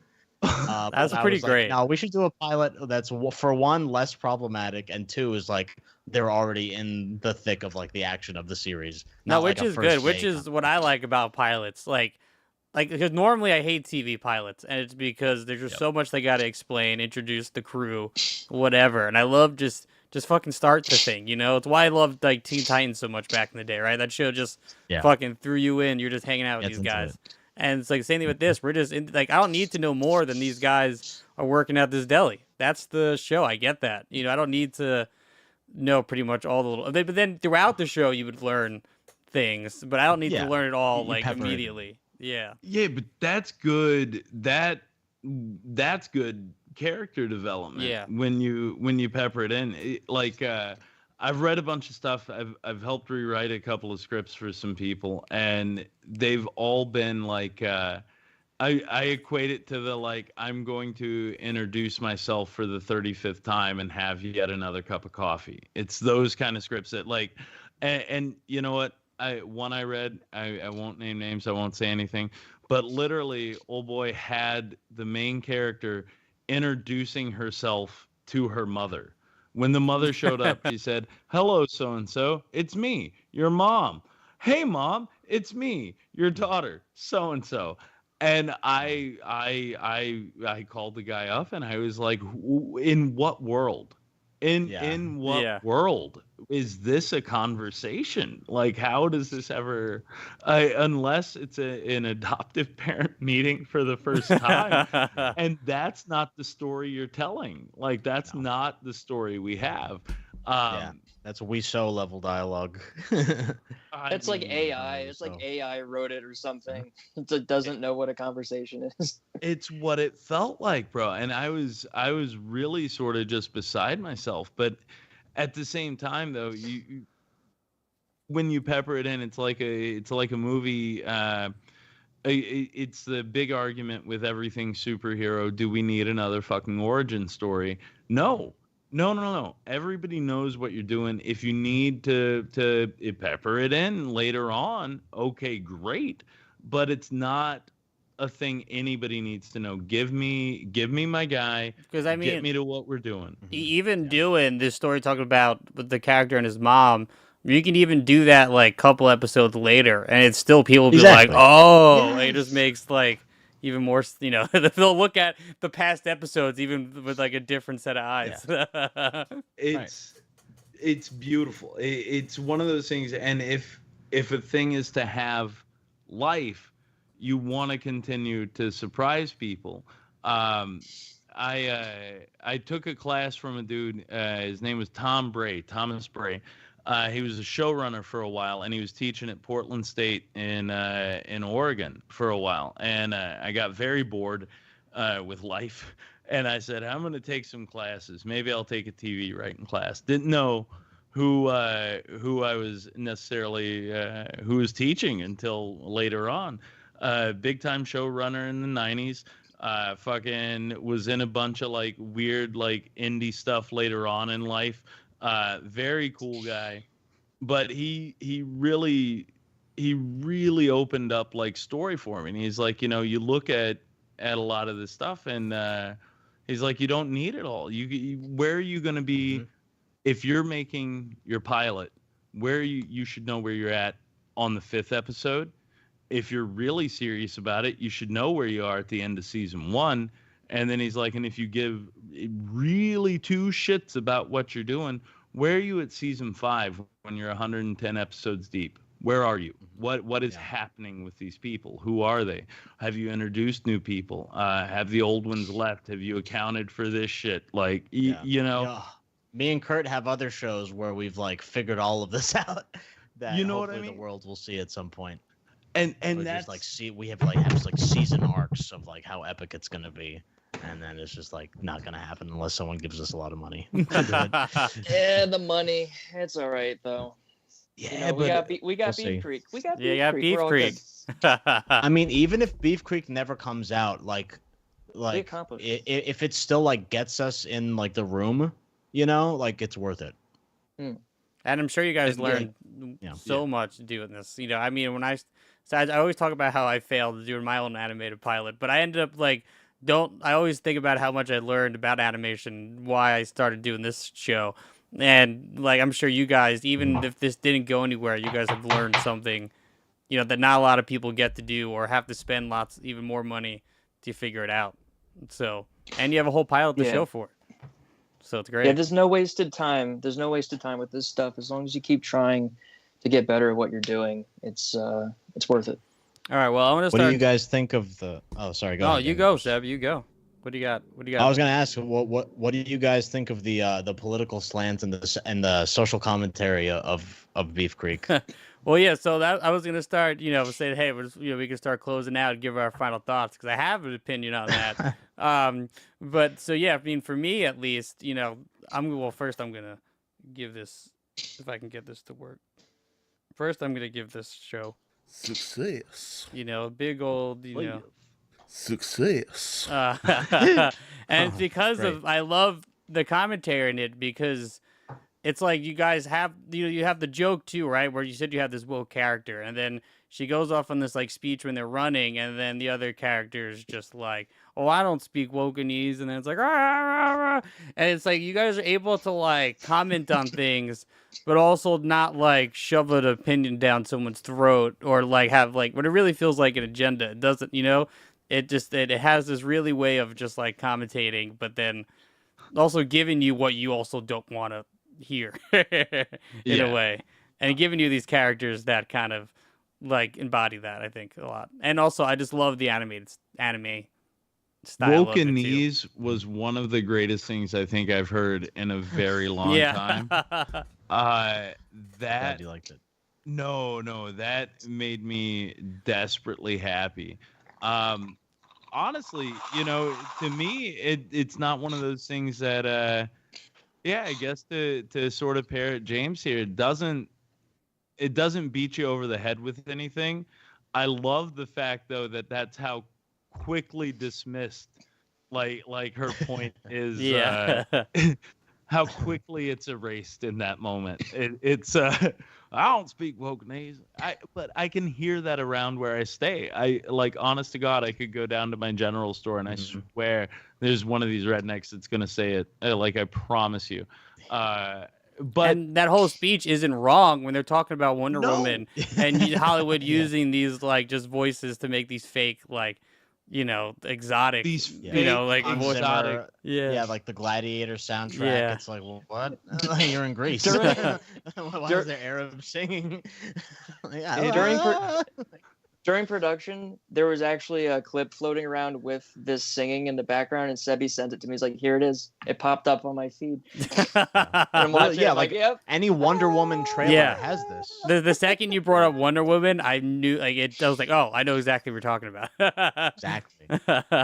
And it is one of those. It's one of those things where, and again, so okay, there's a part of you that. If you're trying to create a feel for a thing, I can sort of understand that. I might even, and maybe it's lazy, maybe it is, but I could see a point where I'm like, you just have someone, you know, just vocalize into a microphone. It sounds sort of like this. It'll be fine. That's what we'll put in. I can see that to a degree. What bugs me the most, though, is that when I guess it makes sense when it's a fictional place that doesn't really exist, but it's weird if it's supposed to be somewhere and then you get the locale wrong, or if it's a fear to offend, if you get that wrong, or you just throw it in because it's like, well, I don't know if we can use it, or is this really Saudi Arabia? Is this really whatever fucking place it is? It's a thing where they do it a lot with like terrorist movies in general, in like the 80s in particular. Like you didn't want to identify like a country necessarily as being the enemy unless it was Russia. If it was anywhere else, it was a fictitious place. And everybody had these whitewashed pseudo fucking accents that they were doing. It was just literally anybody who was different is the bad guy. And it still sort of feeds into that. I love a good local flavor.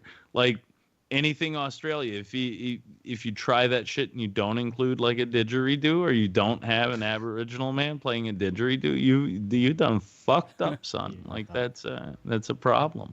Yeah, sorry, so Ben, what are you giving this show?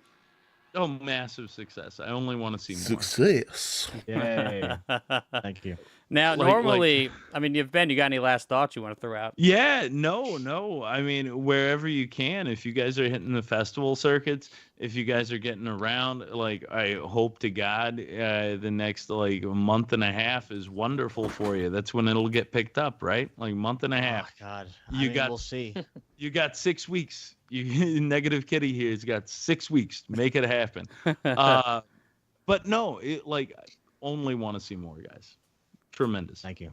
And now, normally we'd ask, all the guests, success or but you guys made this thing. So, I mean, I guess my bigger question is, I mean, each of you guys can say your own thing, but what kind of advice would you give anybody else making like an independent pilot?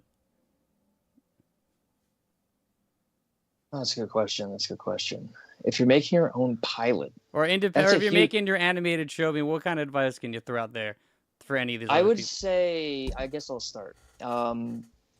If you want to make your own pilot, you should start with just making the storyboard and recording the audio, and then making an animatic, and because that alone could work wonders and could raise you some money.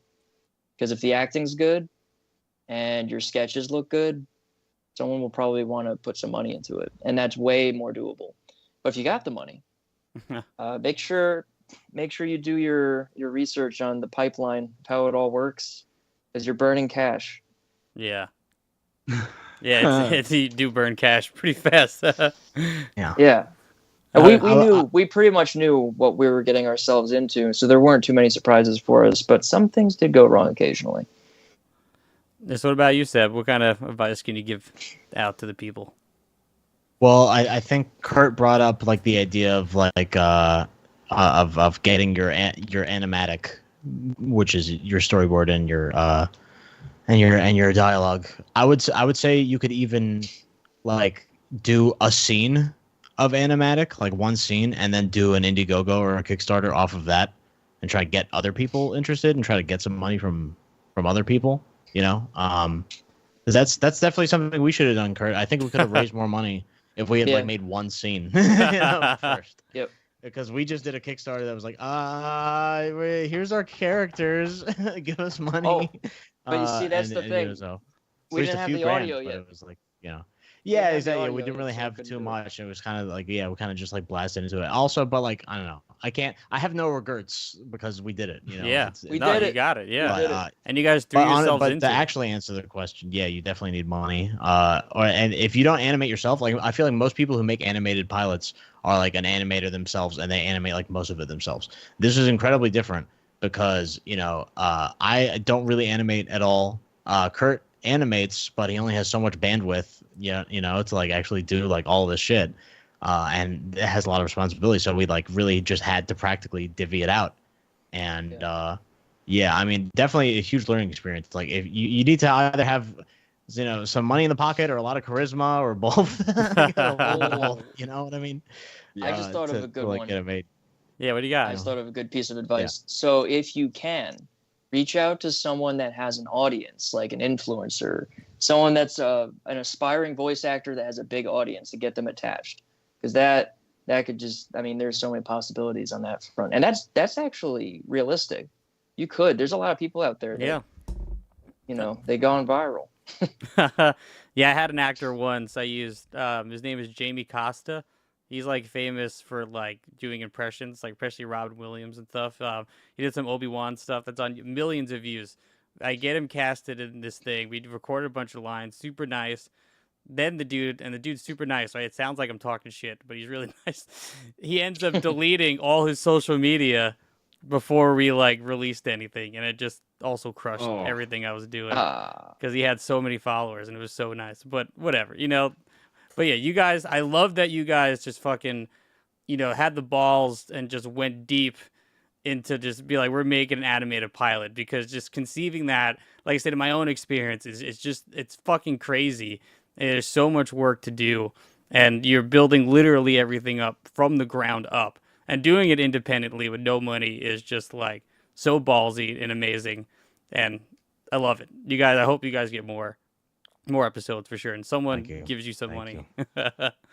I love it. Well, tell your friends. You guys have the link. Please send the link to anyone you think needs to see Beef Creek. If anyone's listening and needs to see Beef Creek, hit me up. I'll send you the link. You know what? Because I have like a secret link, a secret YouTube link that's like you know, it's not meant to be a public link, but I want it. I want people to see it. Here's I got an time idea. to pitch, like, here's a link that like everyone loves. Like, look at this. Look at the comments on this. Now that I know that, and I have permission, I have a laundry list of people, Sebby. I got an idea. Please. I got an idea, Ben. Here's what people got to do. If you email us at totally.toonular@gmail.com, we will give you the link. But you got to email us.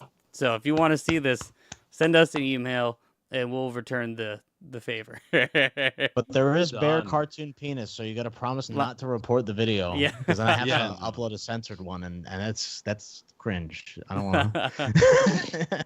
Well, hey, Steve-O. Oh, sorry guys, here's a new link. I don't know if you guys keep up with Steve-O's YouTube channel, but he just uploaded a video of him getting a penis tattooed on his face, and he says the video he was able to get by censorship because it's technically a cartoon penis. So, you know, famous people get special treatment too. Though, so, yeah. But our penis is flaccid. Remember, it is flaccid. Yeah, 5D chess. You know, up here. Just anatomy. Just anatomy. All right, we'll start rolling out here, Ben. You know the question. I have a question for you. Yeah, I do. It's what we always do. James, what are we watching next week? Sebby, you're going to want to hear this. So next week, I said, sadly, is our last live show of the summer. And, man, like, I'm trying to figure out if I announce the guest or not. I'll announce the guest first. So we have a returning guest who has been on the show for a while.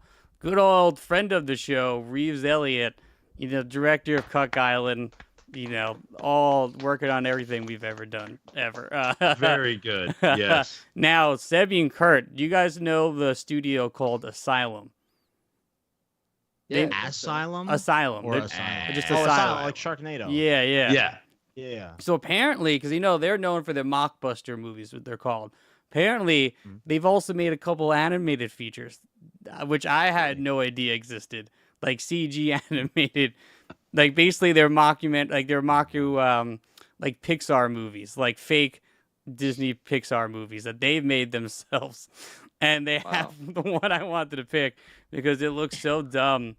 And I'll never talk about the real movie, so I guess this is my way of ever talking about it. But they made a Cars movie. and it's one word. It's one word, and it's called Cargo. Cargo. As one word. Yeah. Okay. Oh, wow. Okay. I'll tune in. Wow, that's really where you want to go out on for the summer. I do. I mean, the watch along. We love things too much, you know. And if Reeves comes on, I gotta throw a little chaos when Reeves is around. So this is gonna be great. And it's on Tubi. If you want to watch Asylum, there's a bunch of other Asylum fake Disney movies that they made, all on Tubi. Yeah, Cargo. Reminds me of Trump versus the Illuminati. Have you guys seen that one? No, I didn't know Trump that was even a versus movie. The Illuminati. Is that made by Asylum? I don't think so. I think it's like someone way worse than Asylum made that movie. You gotta check it out. I'm writing it down now. Trump versus the Illuminati. It's really bad. You know, I don't want to give too much away, but Van Helsing becomes a character and like becomes way more prominent than Trump in the movie.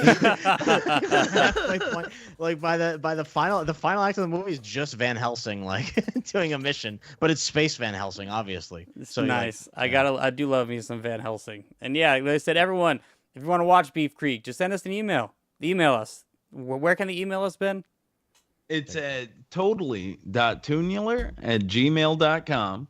Send us an email.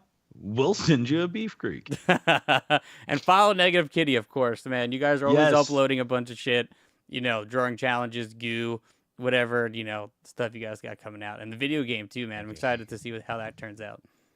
Yeah, we're at _kitty on most platforms. Yeah, check it out. All right, we're going to roll out. So peace out, everyone. Thank you, Sebby. Thank you, All right. Kurt, man. Thank you for having us. Thanks for having us. Sebby, you guys. So great chilling with you guys, James, Ben. Amazing. Yeah. Thank you. Till next What are you week. talking about? You guys, this is all Kyle's mom's fault. Shut up, Cartman. Kyle's mom is the one that started that damn club, and all because she's a big, fat, stupid bitch. Don't say it, Cartman. Wait. Don't do it, Cartman. Wait. I'm warning you. Okay.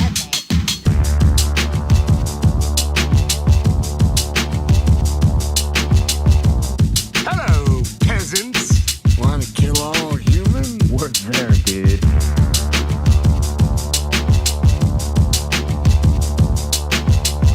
We'd like some money. Yeah, money. Money is cool. Aren't you ashamed?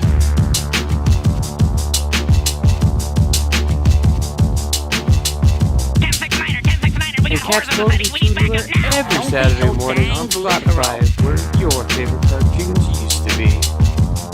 And catch Totally Toonular every Saturday morning Well, on you've got one Spotify, heck of a where nerve. your favorite Oh my God, cartoons the used to government is be. here.